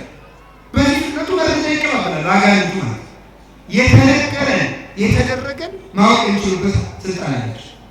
ያልተነገረን በልብ የታቀደን ነገር ግን አያውቁም። ስለዚህ ሁል ጊዜ እያቀድ በዛሬ ወር እቆርባለሁ፣ የዛሬ ወር ታለቃለሁ፣ የዛሬ ዓመት እንዲያደርጋለን በአንደበታችን እቅዶቻችን ስለምንዘርፍ ከዚህ የተነሳ ሰይጣን እያበላሸ ከአንደበታችን የተሰው ይጎዳል። እንዲያው ሁለት መነኮሳት 58 ዓመት በሰይጣን ላይ ሲቀልዱበት ኖረዋል። ምን ያደርጋል መሰላችሁ? ሊጸልይ ሲያስብ እስከዛ ላይ ሲጸልይ ይኖረናል። እስኪ ዛሬ ተኝተን ይኖረናል። እነዚህ ቅርታ ናቸው። ሌላ መኖች የሚፈልግ በነገራችን ላይ ሌሊት የሚተኛ ሰው ሌሊት የሚጸልይ ሰው አለ። ከሚጸልይ ሰው የተቃጠለ ሰይጣን እየመጣ ነው የሚከማችበት። ምን ያደርጋል መሰላችሁ? ከሚጸልየው ሰው ጋር አንዱ ጋር በእንቅልፍ እጥልሃለሁ ያኛው በጸሎት ያንደበርኩ ይሄ በእንቅልፍ ያንደበርኩ ሰይጣን ሲታገሩ ያኛው ሰይጣን በደንብ አድርጎ የሰነፉ ሰይጣን ነው። ያሰነፉ አጠገብ የነበረ በደንብ ባለው መተኛትን ያረጋግጣል። ሞቅ ያለ ድምፅ አልቆ ለጥማለትን አረጋገጠ። አይ ግድ ነው ሌላ ፈልጋለ ብሎ ሲሄድ ጓደኛው ሲገበገብ ያለ ምን ይላል መስላችሁ? ናይው ይችላል ብሎ ወደዚያ ወደተኛው ወስዶ ይከማችበታል። ሌሊት ካልነቃችሁ እናንተ አካባቢ ብቻ ያለው ሳይሆን ከሚጸልዩ ሰዎች የተባረረው ሰይጣን ሁሉ እናንተ እንዲመጣ ይሁን ይጃቸው ሌሊት ጸልዩ ያዘሉ ነው። በነገራችን ላይ ታንክ ሰይጣን አባቶቻችን ሌሊት የማይጸልይ ሰው ለዚህ ሌሊት ፈጣሪ የለውም ብሎ ከካለ ጋር እኩል ነው። አምላክ የለብኝ ጌታ የለኝ ባለቤት የለብኝ ብሎ እንደመካነ የሚስቆጥ ሌሊት ተነስተን ጊዜን ማመስገን ነው። ከዚያ በሌሊት የታመነው ነው በቀን ሰላም እንደምን ያደርጋል አላችሁ የላችሁ እንደዚህ ይላል። ሊጸልዩ ሲያስቡ እንደኛ ይላል። ከባህታቸው ጸንተው ሊኖሩ ሲያስቡ ደግሞ ስንት ዓመት ከዚህ ዋሻ ተቀምጠው እስኪ ይዙ ይላል። አይነዚህ ዘዋሪዎች ናቸው ብሎ ሌላ ፍለጋቸው እነሱ ሊያውቁ ይችላል። እንዲህ ያሉ 58 ዓመት እቅዳቸውን በተቃራኒ እየተናገሩ አሳተው ክብር ተቀብለው በብርሃን ክብር ተሰውረው ለጣይ ጸጋ ወጥተው ቃል ኪዳን ተቀብለው አረፉ። በአንደበታችን እቅዶቻችን ዘርዝረን ነፋስ ወስዶብን ከመቅረት እግዚአብሔር ይሰውራል። ለማንም ቢሆን ህልም ብታይ የሆነ ክፉም ካያችሁ ተናገሩ። ከህልም እንዲሁ ሲጥላችሁ ሲያነሳችሁ ካለ እንዲሁ ሲያነሳ ሲጥለኛል ብላችሁ አውጉት። ጥሩን ግን አትናገሩ። ጥሩን ከተናገራችሁ ነገ ደግሞ ወፍ ወስድባችሁ። ሰይጣን ወፍ ነው የተባለ ጊዜ ነው። በጭንጫ ላይ የወደቀ ነበር ወፍ ለቀመው። ስለምን ሰይጣን ወፍ ተባለና ይሁን አባቶቻችን ሰይጣን ወፍ ዘር ለቅሞ ሲበላ ደስ እንዲለው ሰይጣን ሰው ለማሳሳት ደስ ይለዋል። ሰው ሲወድቅ ደስ ይለዋል።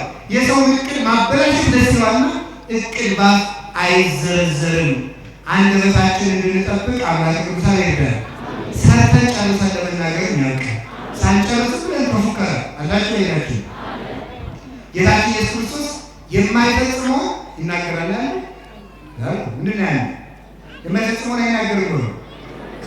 የማይፈጽመው ስለማይናገር የቃሉ ምስክር ነው። ረባሉ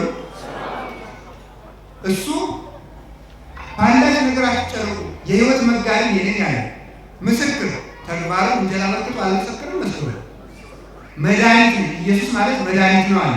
መድኃኒት መሆኑ ድውይ ፈውሶ አልመሰከረም። ትንሣኤና ሕይወት ነኝ አለ።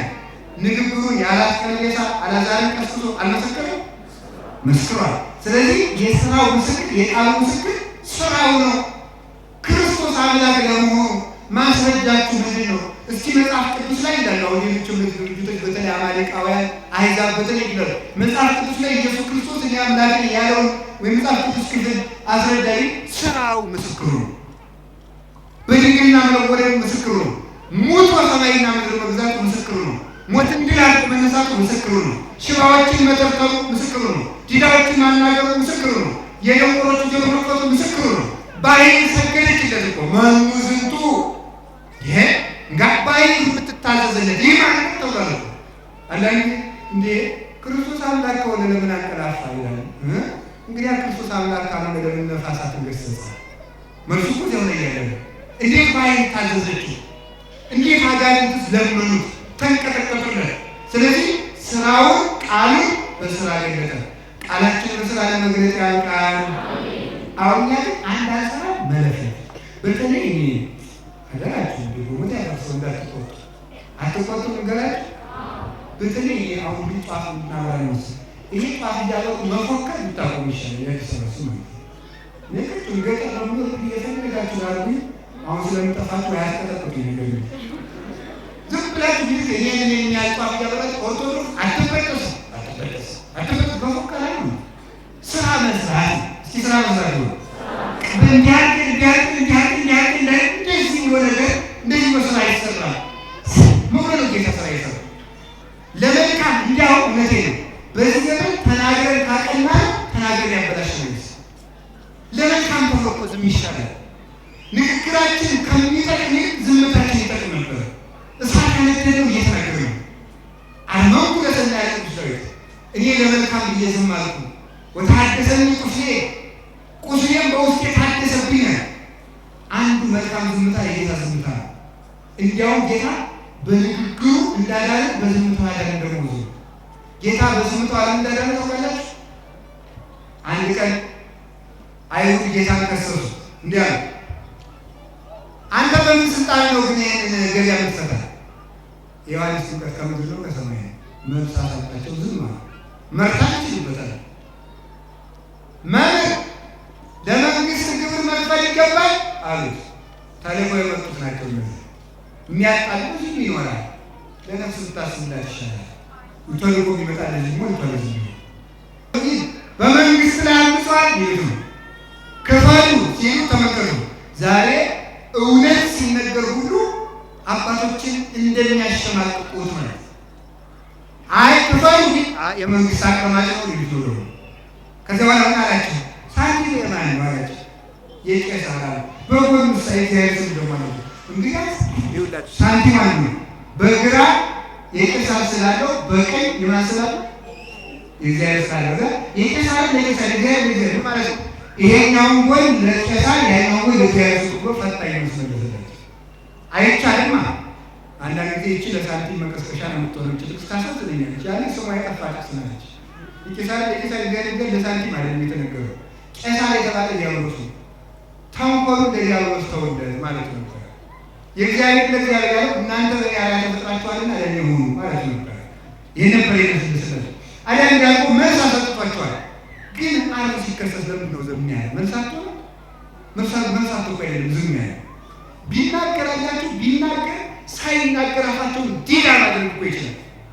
አንዱ መልአክ ቅዱስ ገብርኤል ብቻ ቢልከው ዘካርያስን ዲዳ ያደርጋለት እነሱን አይዘጋቸውም? ይዘጋቸዋል። ዮርዳኖስን ወደ ታች ሊፈጽሙት ወደ ላይ ተሰስና ጠረጋቸው አይጠረጋቸውም ይችላል። ለምን ዝም አለ ስትሉ ቢረታቸው እሱ አይከሰስም፣ አይፈረድበትም። ካልተፈረደበት አይሞትም። ካልሞተኛ ልጅ እንድንግን ዝም አለ። ዝም ሲሰደድ ያን ሁሉ ሲል እንዲሁ እናንተ ምን አለ? ርቱ ሃይማኖት ሰዎች አለ ይሁዳ አንተ ሊሸጥ ተስማምቶ ብር ተቀብሎ መጥቶ አንተ ደህና ዋልክ ቢልህ እንደሸጠ ብታውቅ አንተ ብትሆን ምን ታደርግ ነበር? እኔ እንደሚመስለኝ ይሁዳን በጥርስ የምትነክሰው ይመስለኛል። እሱ ግን ዝም ምን አለ? ኦመድ ዘይነብ በቅድመ ዘይቀረጽ በሚሸልተው ወግ የማይናገር በሚሸልተው ወግ የማይናገር ወግ እንደምን ያለ ነው ወይ? ከሰጣፉ አንደበቱ ያልገለጠ እንደምን ያለ ትዕግስት ነው? ኦልት ጊዜ ዘመጠለ ትዕግስት ዘመሃሎ ለአብርሃም ነገረ ላይስቲ ለካ እንዘይና ነገረ ላይስቲ አንደኛው ትትናው ድልቅ ሊል እየተማረ ማለት ነው።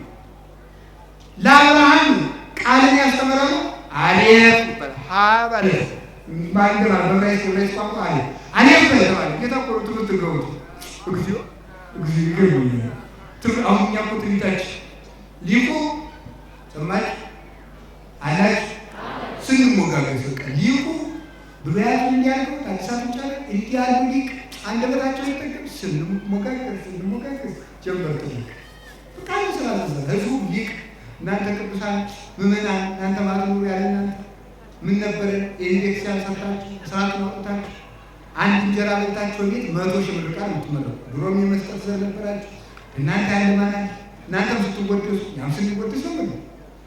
እሱ ግን ይማር አሁን ምን ይባላል እናውቀዋለን። አሁን በተለይ እንደዚህ ያለ ይባላል ወንድማችን ጋር በተለይ የመጽሐፍ ቅዱስ አፕሊኬሽን በስልካችሁ ከያዛችሁ ወዲህ ትሪታችሁ ይታያል። አይ ደግሞ ብሏል ማቴዎስ ምዕራፍ 5 ላይ ያለሰረው ሊጠይቅ መጥቶ እኮ ነው። አይ ልጅ ዝሙት ክፉ ነው ሲሉ ንሳባት ደግሞ ልክ ነው። ሮሜ ምዕራፍ 7 ላይ ይላል መሰለውት እንግዲህ አወቃሰው ዱከይታ ይደርስ ነው ማለት አሁን ያወቃው ነው ለመማር እንኳን ፈቃደኛ አይደለም። በእውነቱ ጥቂት ካወቅን አናስቀምጥ የሰማይ ጌታ ቢማር ቁጭ አለ አለ ፋላስ ቢሄድ በላል ሁለተኛው ለበል ማለት ነው። አይ ምን ትርጓሜ ይላል መጀመሪያ ያለውን ትርጉም ይገርም ጃባላ ከተናገረ አይ ኤስ መምሬ ነው አላስተምረው ብለ ለቤታችን ሰጠ ኋላ እንደሌላ መምሩ ሰጠችው ደግሞ አሌላ መምሩ ሰጠው ደግሞ መምሩ ጻፊ ነበረ ሲያስተምረው ቆይቶ ወደ ማጀት ሲገባ ቀዩን ቀለም ነጩ ቀለም ጥቁሩ ጋር ቀላቀለ ዙሮ መጥቶ በጥፊ መታው። ይሄ አንተ ቀለም ነው እንጂ ህግ አታውቅ ምግብ አለ የለም ፊደል ማስተማር ብቻ ነው የምታውቀው አለ። ያው ይባላል ደግሞ ቀለም ይናት ተተሳደራለህ ደግሞ ሊመጣው አይደለም ለምን ቀያቀልክብኝ ሳይሆን ለይልኝ ይባላል። ለይልኝ ካጣት የሚደው ደረሰ ለምትፈርዳለህ።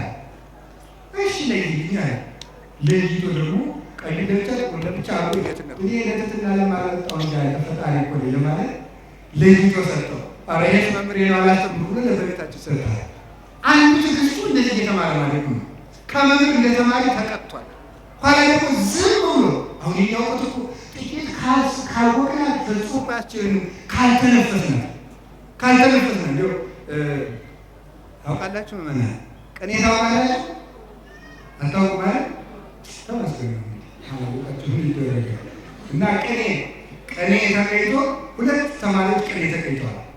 እና እኛውጂ ቃሌ አልኩ ብሎ እያለ እየፎከረ ያደርጋል።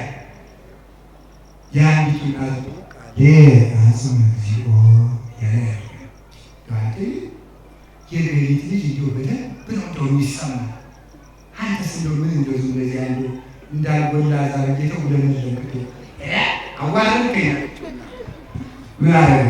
ሁለት ቅሎችን አመጣና ቅል ታውቃላችሁ አይደል? ካላውቃችሁ ደግሞ ባልዲ ያለው ችግር የለም። ከሆነ በዚያ በቅሉና አደረገበት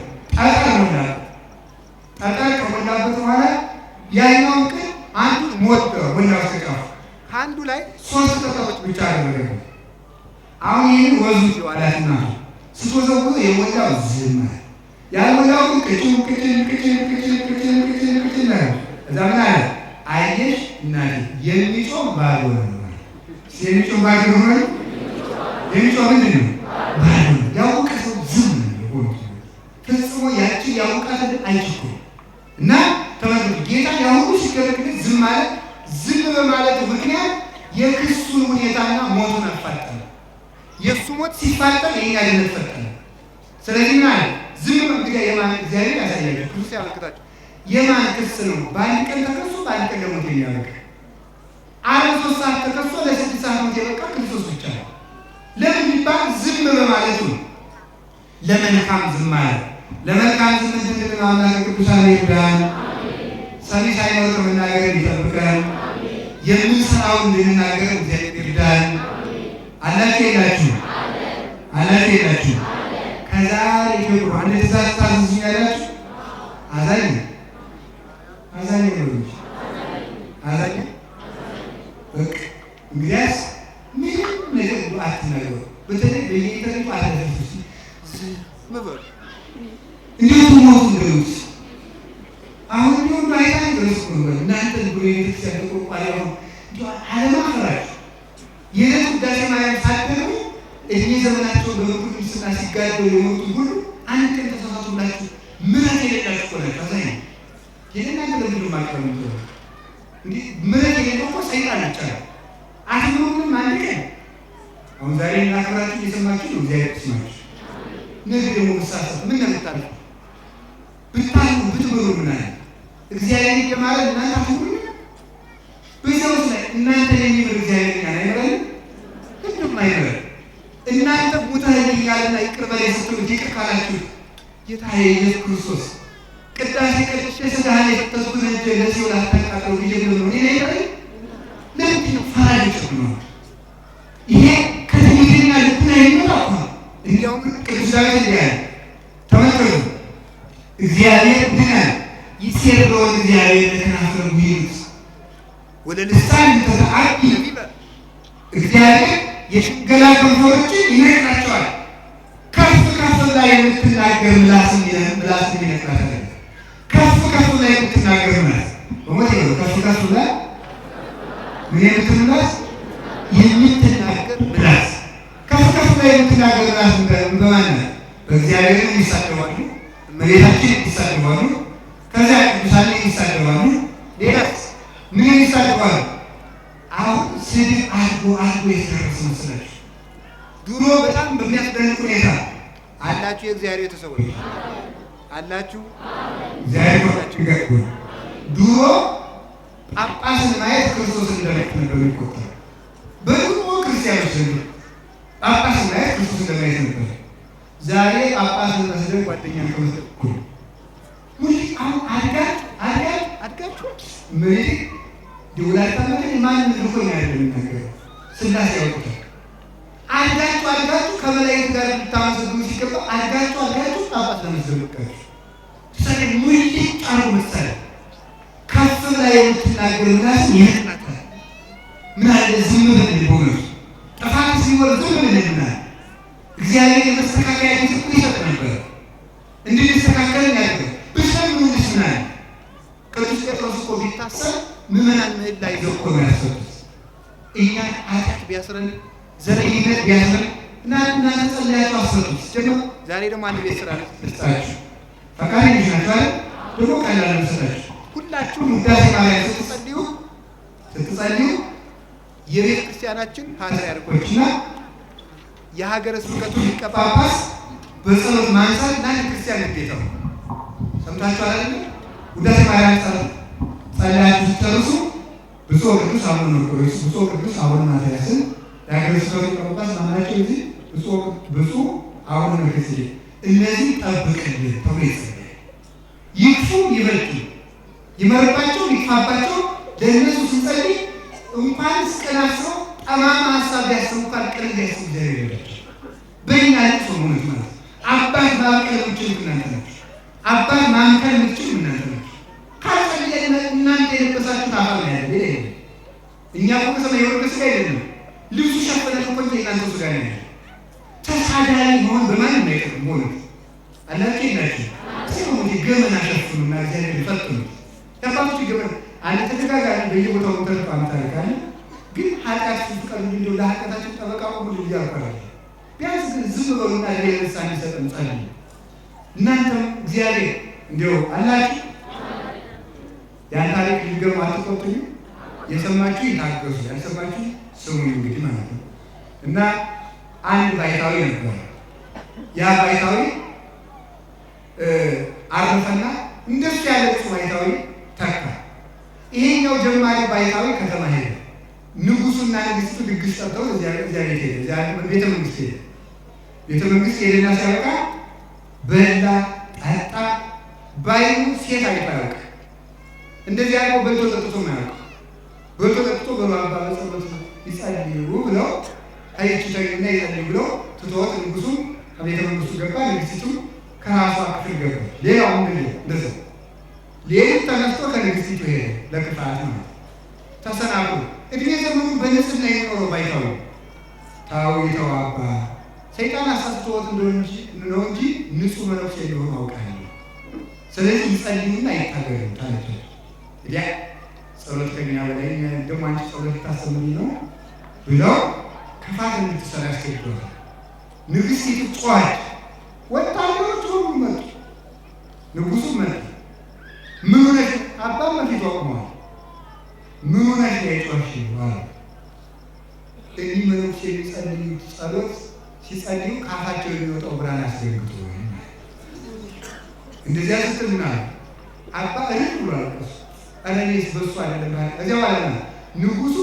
ንጉሱ ወታደሮቹ አባቴ በረከቶች ደስ እንዲያሉ ፎጣቸው ሁሉ ያለ ቀሚሳቸው እንዲዳስስ በሙ እንደነታቸው በረከት ተቀበሉ።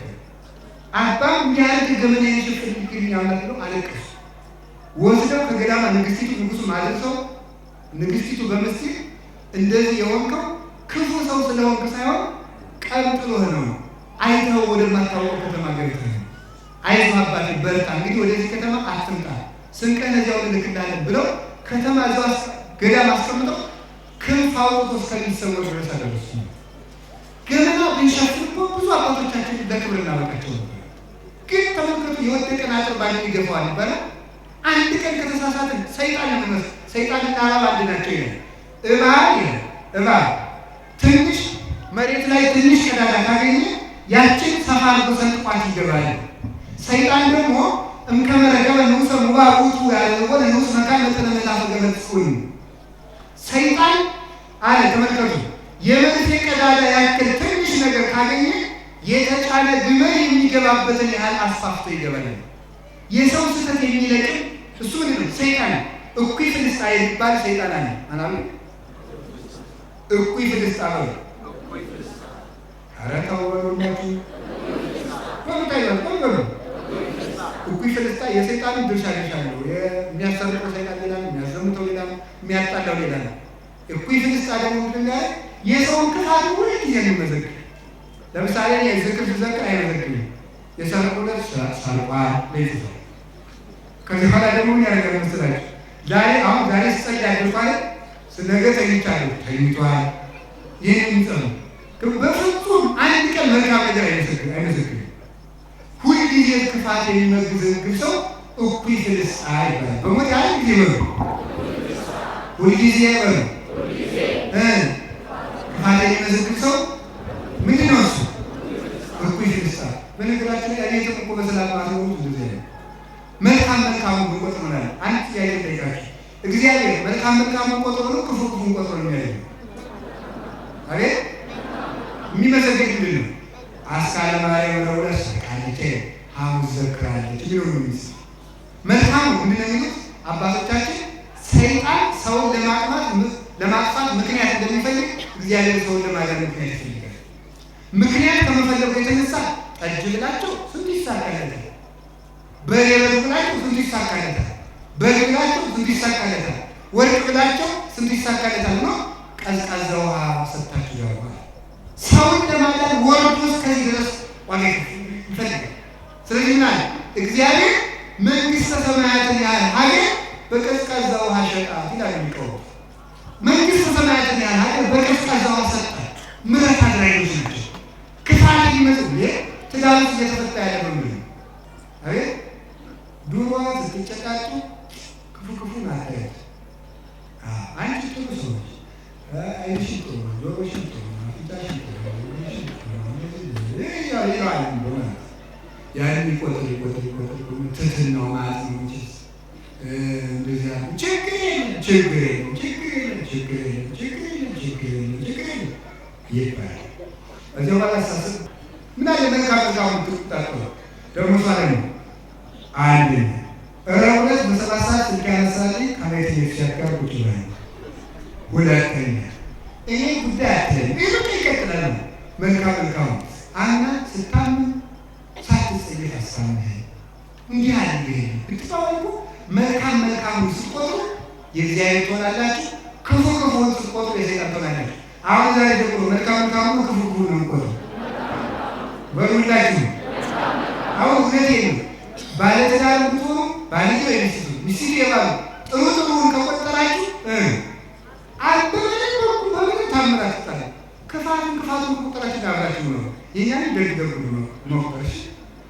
አሁን እንግዲህ እኔ 3 ቀን ስጾም ብታይ ያችን ነው መቁጠር። ረቡዕ ደግሞ በ5 ሰዓት ስገጥመው ካያችሁ ያችን መተው። እውነቴን ነው ማምላክ ደግ ነው መቁጠር እንጂ መኖር የምንችለው ደጉ ስቆጠር መልካም የሚያየቡን አይሰል ደግሞ እውነቴን ይነግራል። ማንም ሰው ይላል ማንም ሰው ሁሉም ሰው ይበልጠኛል ይላል። እስኪ ማንም ሰው ነው? እሺ ሁሉም ሰው ነው። እሺ በቀደም አንድ ጉባኤ ጠይቄ ነበር። አሁን ጠይቃችሁ መልሽ። አሁን እዚህ አንድ ጳጳስ ሲመጡና መስቀላቸው እንዲያርጉ ይባርኳቸው አትነሱ ትነሳላችሁ። በጣም ነው። አሁን አንድ ጨርቁ የጣለ ቢመጡ ቀይስ ቢነዋላችሁ ትነሳላችሁ አትነሱ። ለምን ማንም ሰው ይበልጠኛል ብሏል አልኳችሁ? እንዲህ ቢሆን ይበልጠኛል ማለት ነው። እስኪ ወደ እንዲህ ቢሆን እንዲህ ቃል ይበልጠኛል ብሎ ተመለ ሙሉ ጫሉ ሰው ካላት መሰለ ይሄ ነው ማለት ከፍ ብላ የምትናገር ምላስ ትነቀራለች። እግዚአብሔር ይዘጋል። አሁን ቢሆን መልካም ነው። በማንም ላይ ደግሞ መፍረድ አይችልም።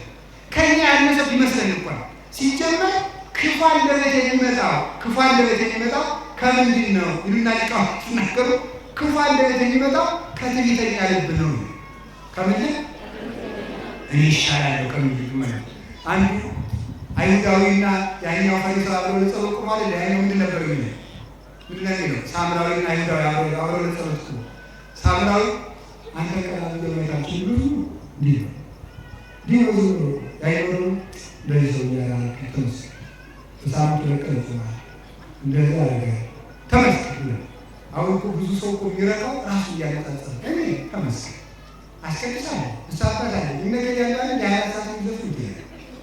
የዚያው ሳይሰማ የኔ ተሰምቶ ራሳችን በማንጻጸር ፈራጅ ነው። ሲጀመር በመጽሐፍ ገነት ምንድነው ተብሎ የተነገረው መሰለሽ? የሚፈርድ ሰው የክርስቶስ ጠላት ነው። ሲቆል የሚፈርሰው የማን ጠላት ነው? የክርስቶስ ጠላት ነው። እንዲያውም ይላል በክርስቶስ ስልጣን የገባን ለምን? መፍረድ የክርስቶስ ስልጣን ነው። ክርስቶስ ዓለምን አሳልፎ የሚፈርደውን ፍርድ እሱ ዛሬ እየፈረደው ስለሆነ ይሄ ሰው ጣዖት ነው።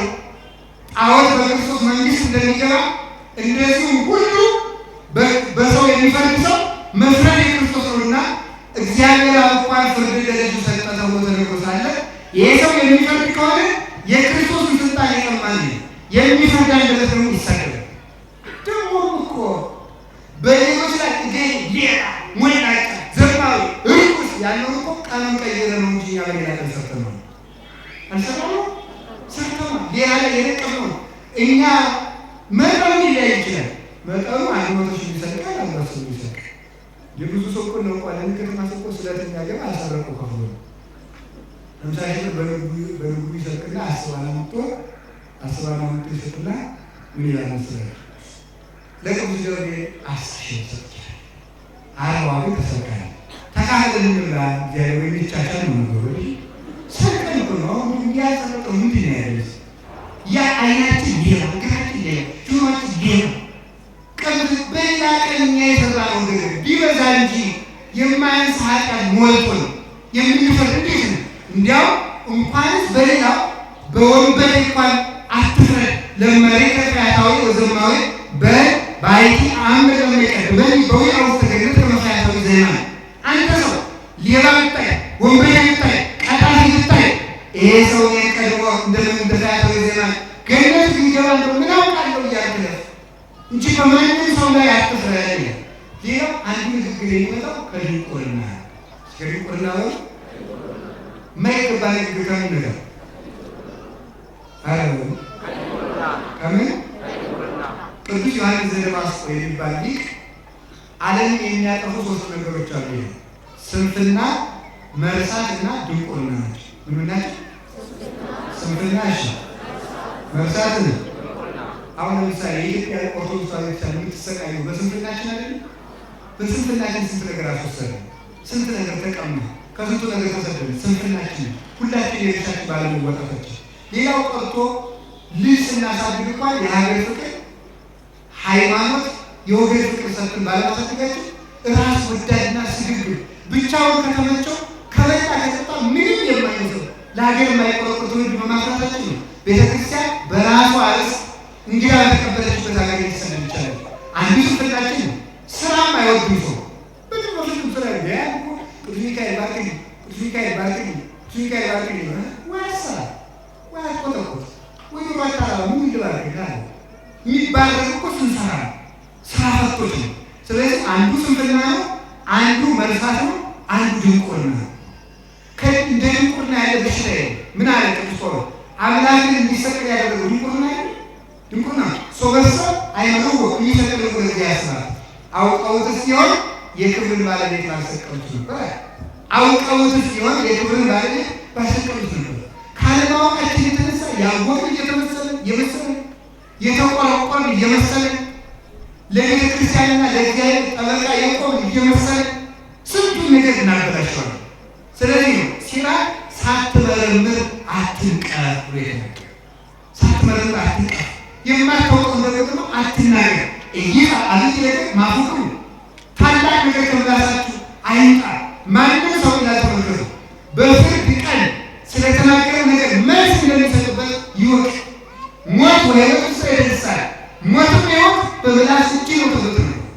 ካለማወቃችን የተነሳ ያወቅ የመሰለን ሁሉ ከመናገር እግዚአብሔር ይሰውራል። ምን የመሰለን ያልኳችሁ አንድ አባጋቶም የበቃ አባት ነውና ከመጽሐፍ ቅዱስ አንድ ጥቅስ አወጣና የዚህ ጥቅስ ትርጉም የሚነግረኝ ማን ነው ብለው መነኮሳት ፈጡ።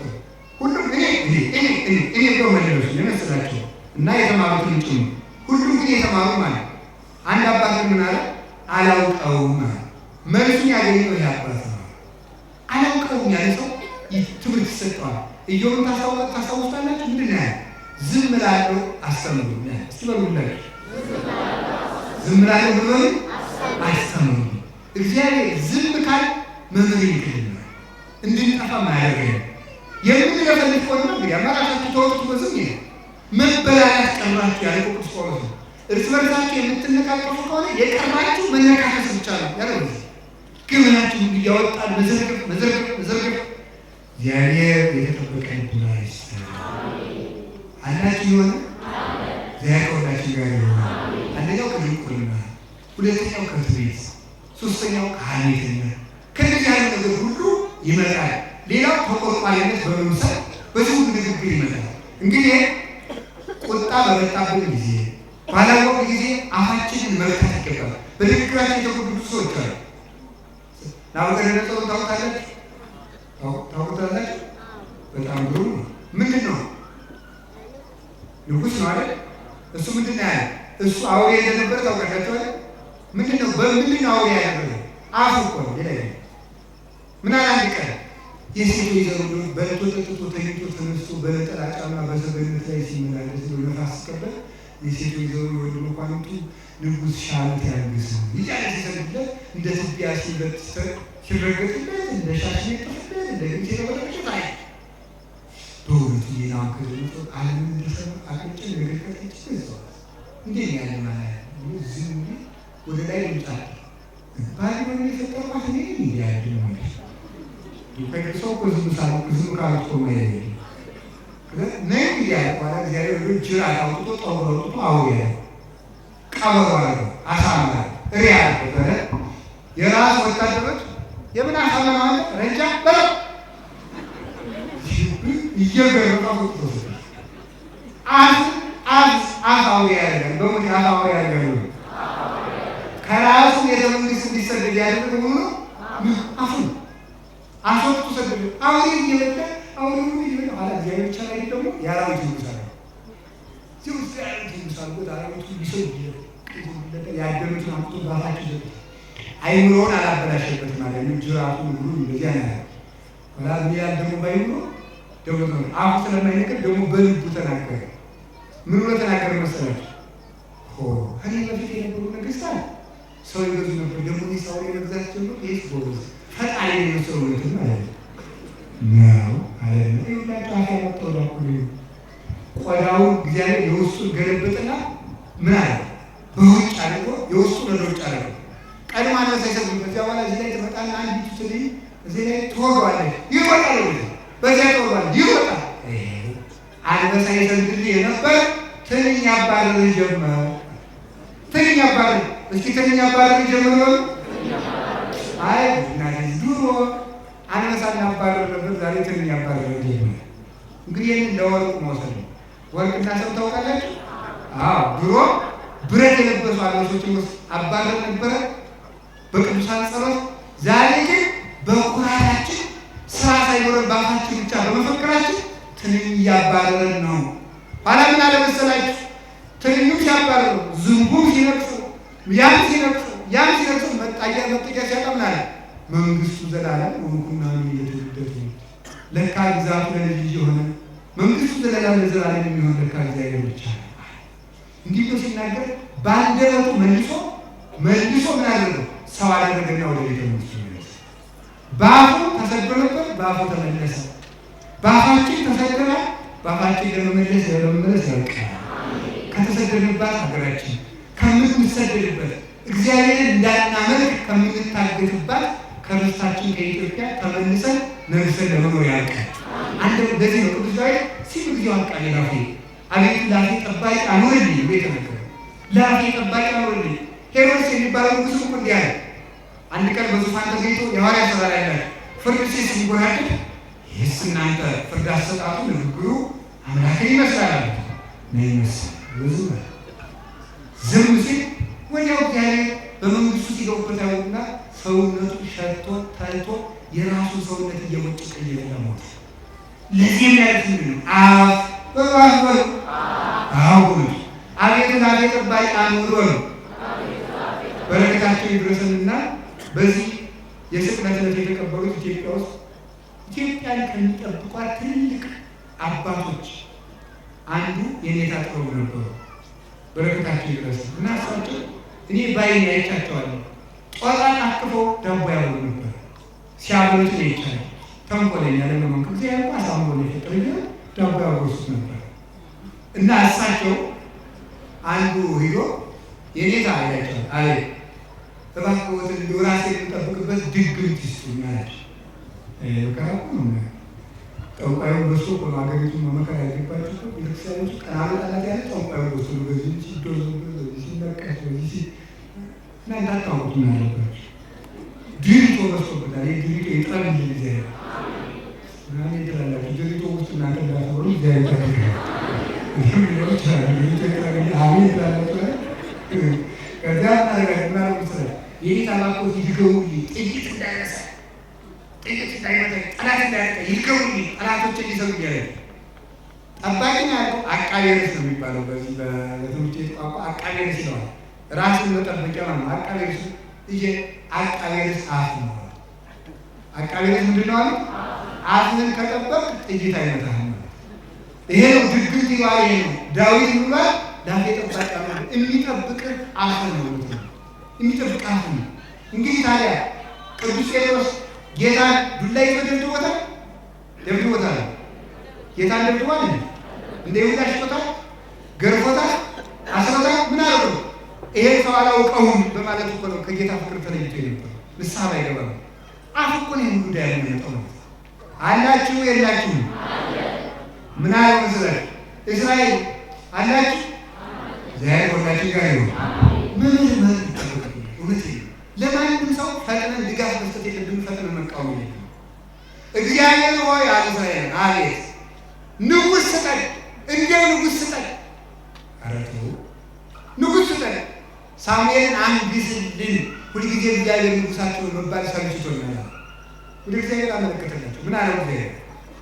አንተን ሳይሆን እኔ እንቀዋልና አንግስላቸው ብሎ ያልፈለገውን ሳኦልን አንግስላቸው። እስራኤልን ታውቃት ይበጠብጣል ነው ብቻ አልፈልግም ይሄ ሰጥቶና አንግስልን በማለታቸው ተቀጥቶ እስራኤል በበረሃ ነዘርባ ነድፎ 600 ሺህ እስራኤል ከግብፅ ወጥተው እንግዲህ ተመልከቱ።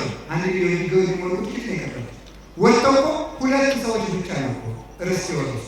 በምናቸው? በአፋቸው ምክንያት ምን ብለው እግዚአብሔር ኧረ ዛሬስ ምንና ሰለቸን፣ ኧረ ምንና ሰለቸን፣ ኧረ ግብፅ ዱባ ማን ያመጣልን አለ። አፍ እኮ ነው ወጣቱ ዛሬ መከራው መውጫ መግቢያ ሊያጣ በድመት እንደምትታነቃ እየታነቀ ወዴት እንደወደቀ እንኳን ሳይታወቅ ሊወረወር ወጣቱ ያውቃለሁ። ወጣቱ እንዲሁ በገጠር ከተማ የዚህ አዲስ አበባ እንኳን አለው ጠረጴዛውን እየደበደበ መረረኝ።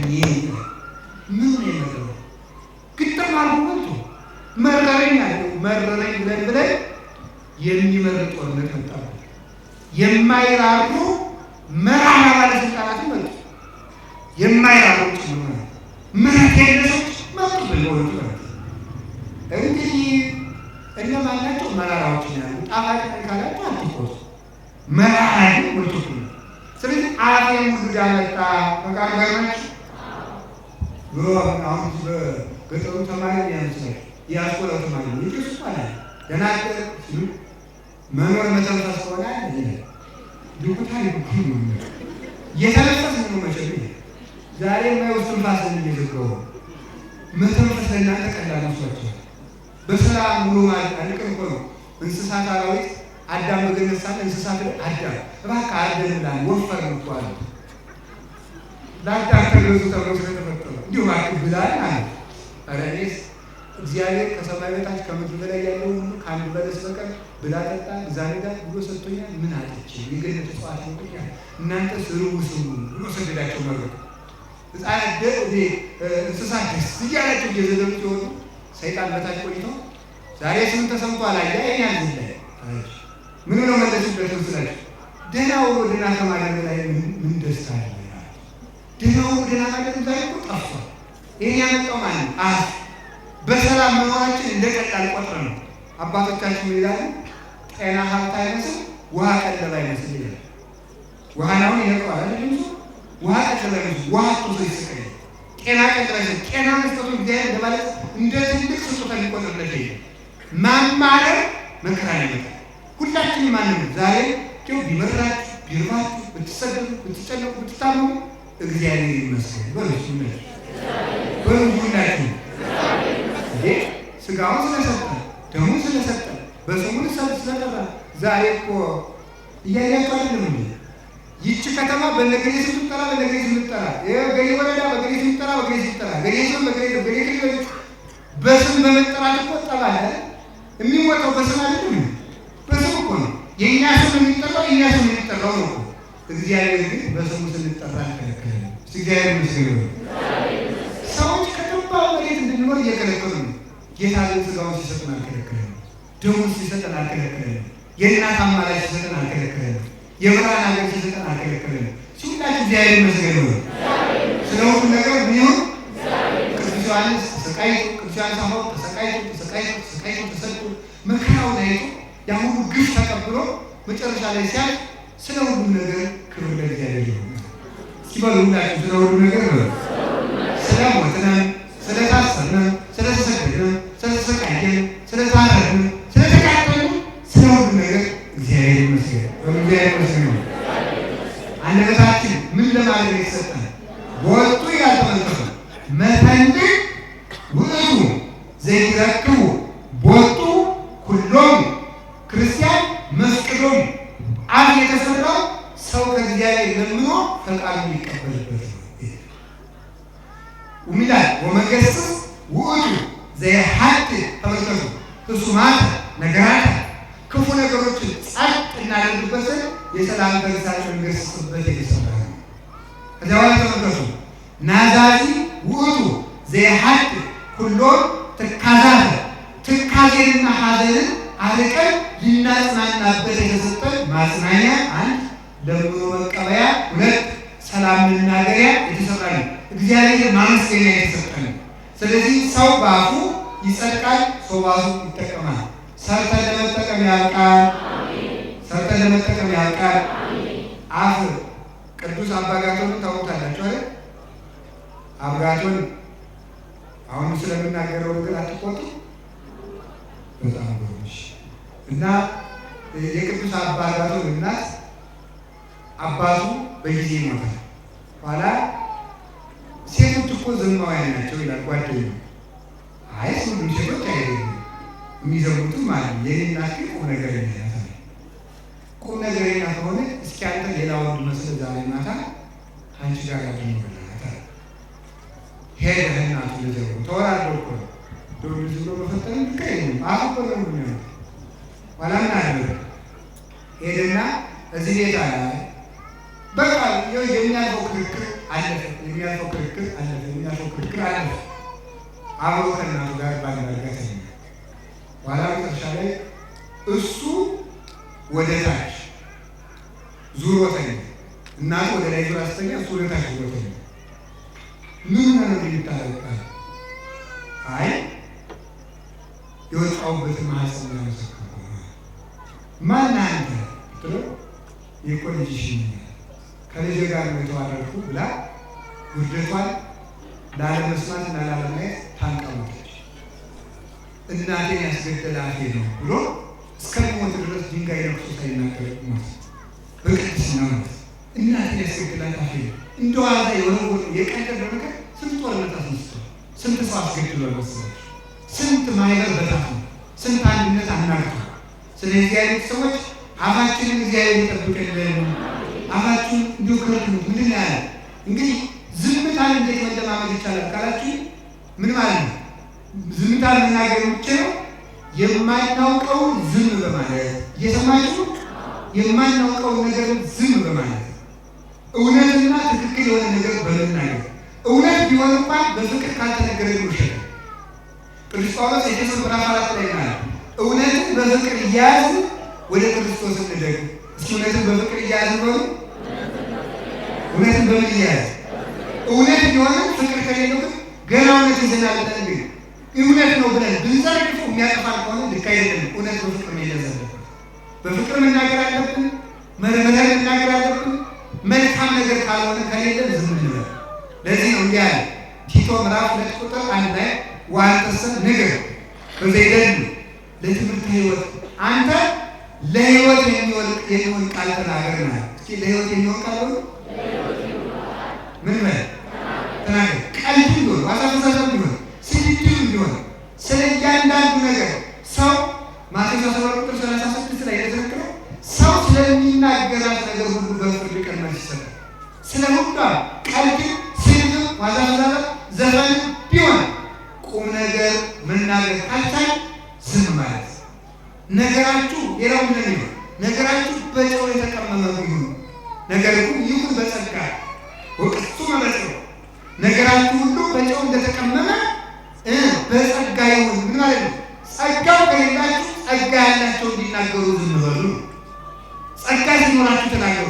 ለዚያ ነገር ስትገቡ ተናገሩ። ለምን? ምን አለ? በዘሰፈርኩም ይሰፍሩ ለክሙ በሰፈራችሁ ቁና እንደሚሰፈርላችሁ ታውቃላችሁ ነው ማለት ነው። የማቴዎስ ምዕራፍ 7 ላይ ስለዚህ ጸጋው ከሌለና ይተቆነ ከመይተቆነ እንዳይፈረድባችሁ አትፍረዱ ብለው ይላሉ አባቶቻችን። ሳትማሩ አታስተምሩ፣ አንድም ሳትበቁ አታስተምሩ ይላል። ምን ማለት ነው? ሰው ለሚናገረው ነገር ሁለት ብቃት ያስፈልገዋል። ሁለት ብቃት እየሰማችሁ። አንደኛው ብቃት የቅድስና ብቃት ነው። የምን ብቃት? የቅድስና ብቃት ያስፈልገዋል። ሁለተኛው ብቃት ሳምንት መስታለ የእውቀት ብቃት። የምን ብቃት? አቤት የእውቀት ብቃት። አሁን እኮ ሰው ሁለቱም እውቀት የለም። እናንተ እመቤታችን በሁለት ወገን ድንግል ናት አይደል? በነፍሷም ድንግል በሆነች በነፍሷም ድንግል በሆነች በስጋዋም ድንግል ደግሞ እናንተና እኔ ደግሞ በነፍሳችንም ከእውቀት ድንግል። እስቲ ከእውቀት ድንግል በሉ። ከእውቀት ድንግል በሉ። በስጋችንም ከእውቀት ድንግል እና ሁለት ድንግል እና ድንቁርና ሙልጭ አድርገሽ። ስለዚህ ሁለት ወይ በእውቀት መብቃት አለበት አለ ስለሚናገረው ነገር በሚገባ ማወቅ አለበት፣ ወይ ደግሞ ስለሚገባ አሁን ብድግ ብሎ እኔ እንደማውቀው በማቴዎስ ምዕራፍ 4 ላይ እንደተናገሩት እንትን ያደረጉት ሊካሄድ ወይ ታወቀው ያ ወይ ተማረ እንጂ ሳይማር መናገር ፈጽሞ መማር ለሚጠላ ሰው ማስተማር ማን አስተማር? ፈጽሞ ሳያውቅ መናገር ነው። ምንድን ያላችሁ ጌታ ፈሪሳውያን ሲገሥጻቸው የማቴዎስ ምዕራፍ 22 ላይ እያይረቱ መጻሕፍት ትጀግዩ መጻሕፍትን ስለማታውቁ ትሳሳታላችሁ አለ። ማንበብማ እያነበቡት ነው፣ እያነበቡም አለማወቅ አለ። መጻሕፍትን ስለማታውቁ ትስታላችሁ። ቅዱስ ቄርሎስ ደግሞ የወሰደና ድርሳኑ ላይ ትጀግዩ እያይረቱ መጻሕፍት ቅዱሳት ዘውእቱ ምስጢራዊ ሞትን አብይ ዘውእቱ ክርስቶስ ዘአስተርአየ በሥጋ ወጸድቀ በመንፈስ ዘአስተርአየ ለአሕዛብ ወተሐፍተ በመላእክት ይላል ቅዱስ ቄርሎስ። ምን አለ? እናንተ መናፍቃን ስለማታውቁ ትሰጣላችሁ። የማታውቁትም ትልቁን የሃይማኖታችን ምስጢር ነው። ያ የሃይማኖታችን ምስጢርም ክርስቶስ ነው። ክርስቶስም አምላክ ለመሆኑ በመላእክት ተመስግኖ በልደቱ ተገልጧል። እረኞች አመስግነውታል። ለአሕዛብ ተገልጧል። ጌትነቱ አምላክ ለመሆኑ ወጸድቀ በመንፈስ ቅዱስ አረጋግጧል። ለምን? ነቢይ ሊሆን ኖሮ ነቢይ ከሞተ በኋላ መንፈስ ቅዱስ አልተላከም። ክርስቶስ ግን አምላክ ነውና ሙቶ መንፈስ ቅዱስ ልኳል። ይሄን ባለማወቃችሁ ትስታላችኋል።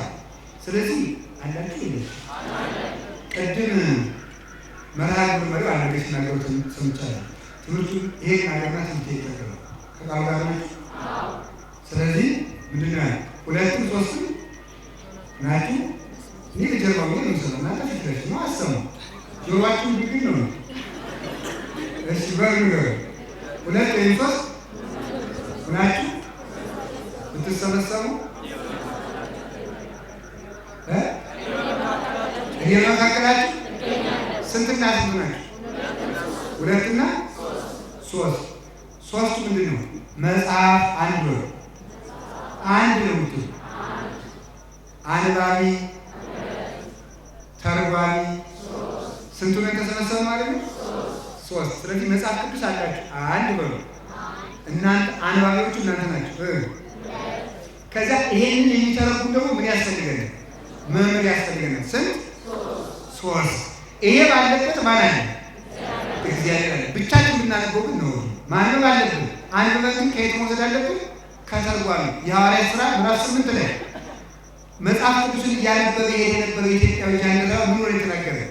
የምታነበውን ታውቀዋለህ ሲለው ምን አለ? ያስተማረኝ ሳይኖር እንዴት እያውቀዋለሁ? ያስተማረኝ ሳይኖር እንዴት ብዬ አውቀዋለሁ? ሶስቱን ስንሰበሰብ እግዚአብሔር በመካከላችን ይገኛል። ከዛ አላህ ሶስት ሌላው ንስሐ አባት አንድ ንስሐ ልጅ ቸር ዲያቆን ሶስቱን ስንሰበሰብ ማን ይገኛል መካከላችን ላይ? እግዚአብሔር በመካከላችን ይገኛል። ስጋን ማንጻት አንድ ነፍስን ማንጻት ልብን ማንጻት እንዲሁ ነው። ስንሰበሰብ ማን ይገኛል? እግዚአብሔር በመካከላችን ይገኛል። ሁለቱ ናቸው ተሰበሰቡ ማለት ብሉይና ሐዲስን ብሉይ ተሽሯል፣ ሐዲስ ይቀጥላል። ሳትለጣጥሩ ካመናችሁ ማለት ነው። በዚያ ማን አለ? ክርስቶስ አለ። በዚያ ክርስቶስ አለ። ሃይማኖትና ምግባር ካላችሁ በዚያ ማን አለ? ክርስቶስ አለ። ስለዚህ አንደበታችን ሁሉ እንዲጣፍጥልን አውቀን ወይ በቅተን እንናገር። እስቲ ወይ አውቀን ነው። እሺ ወይ በቅተን። ስለዚህ ወይ በቅድስና እንብቃ። ከሁለቱም ስለሌለበት የሚያውቁት እንዲናገሩ ዝም ነው። ማንን ስለምንመስል? አንደኛ ክርስቶስን፣ ሁለተኛ እመቤታችን። በዚህ ዓለም የሚረባ ነገር ብቻ በመናገር የምትታወቀው ድንግል ማርያም ብቻ ነው። ለንባብኪ ሐዋዝ ወለነገርኪ ምዑዝ ለጣዕመ ቃልኪ ናዛዚ ትኩስ ማርያም መጾረ በሰጊድ ሰላም ይላል። ለንባብኪ ሐዋዝ ወለነገርኪ ምዑዝ ለጣዕመ ቃልኪ ናዛዚ ትኩስ። ለንባብኪ ሐዋዝ እጅግ ነፍስና ስጋ እንደሚመስለው ንግግርሽ፣ ንቃሽ ወደ ነገርኪ ምዑዝ እንደ በጎ ሽታ እንደ በጎ መዓዛ። ተመልከቱ፣ ምዑዝ ለነፍስ ነፍስና ስጋ እንደሚመስለው። እንግዲህ ገርማችኋል። ጻድቃን ሲሞቱ አንድ መልአክ ከገነት የዕፀ ሕይወትን እንጨት ያሸቱ እንዳሉ ነፍሳቸው ትወጣለች። ወደ ነገርኪ ምዑዝ እንደዚህ ያለ የሚመስለው ንግግርሽ ለጣዕመ ቃልኪ ናዛዚ ትኩስ ያዘነው ለሚያረጋጋው ንግግርሽ ተመልከቱ። ሰላምታ ስግደት ይገባዋል። ንግግሯ ሁሉ ወርቅ ነው። ማርልኝ ጠጅ አልቆባቸዋል፣ ባዶ ናቸው። የምትናገረው ሁሉ መልካም ነው። እናታችን እመቤታችን፣ አባታችን እግዚአብሔር ይመስለን እንድንሞት እግዚአብሔር ይርዳል። በዚያ ውስጥ ላይ የተሰበሰቡ የቅዱስ ቂርቆስ ልጆችን አለ ነው አይደለም? አዳ ቅዱስ ቂርቆስ ንግግሩ ምን ነበር? ድነት ነበር አይደል? እናቱ ሲደክማት አልሰደባት። ምንድን ነው እናቱ የሚፈላውን በርሜል ስታይ እሱ ደግሞ የሰማዩን አክሊል ያያል። እናቱ በርሜሉን አይታ እዚህ ገብቼ ልድን ነው አለ። ድምፅ አለጸት ከመነጎድጓድ ክረምት። የበርሜሉ ድምፅ እንደ ክረምት ነጎድጓድ ሲፈላ የእናታችን የቅድስት እየሮጣ የሃይማኖቷ ጥቅ ላላባት እዚህ ገብቼ ማንነት እየሮጣ ማለት። እሱ ግን አክሊሉ ነበር ነው ጌታ ኢየሱስ ክርስቶስ የሰማዩን አክሊል አሳያል። እትፍሪ እንፈጽም ገደለ። ሕፃን ልጅ እናቱ ወደ መሶብ ነበር እየጎተተ ሊወስድ፣ እሱ ደግሞ ወደ እሳት እየጎተተ ወሰደ። ጸልይ ይላል። ከዚህ የተነሳ ምን አለ? እሱ ሲገቡ ማን ላይ መጣ? እግዚአብሔር እኮ ቸር ነው። ስንከሰስ ዝም፣ ስንታሰር ዝም፣ ሲመሰከርብን ዝም፣ ሲወሰንብን ዝም፣ እሳቱ ሲነድ ዝም፣ በረዶ ሲፈላ ዝም። ስንገባ ግን ገብርኤል ይልካል። ስንገባ ቅዱስ ገብርኤል ይልኮ ጸጥ አደረገ። ይህን ያደረገው ግን በአንደበቱ እኮ ጸልዮላል። እናቱ ስታጠፋ ከመተቸት ጸልየላል። ዛሬ ለእናቱ የጸለየ የቅዱስ ቂርቆስ ልጆች ከሆናችሁ በእናታችሁ በቤተክርስቲያን ውስጥ የሚኖሩ አባቶች ሲያጠፉ ጸልዩ እንጂ አትፍሩ። አምላክ ቅዱሳን የቅዱስ ቂርቆስን የእመቤታችንን የቅዱስ ገብርኤልን በረከት ያሳድርብን። ስብሐት ለእግዚአብሔር።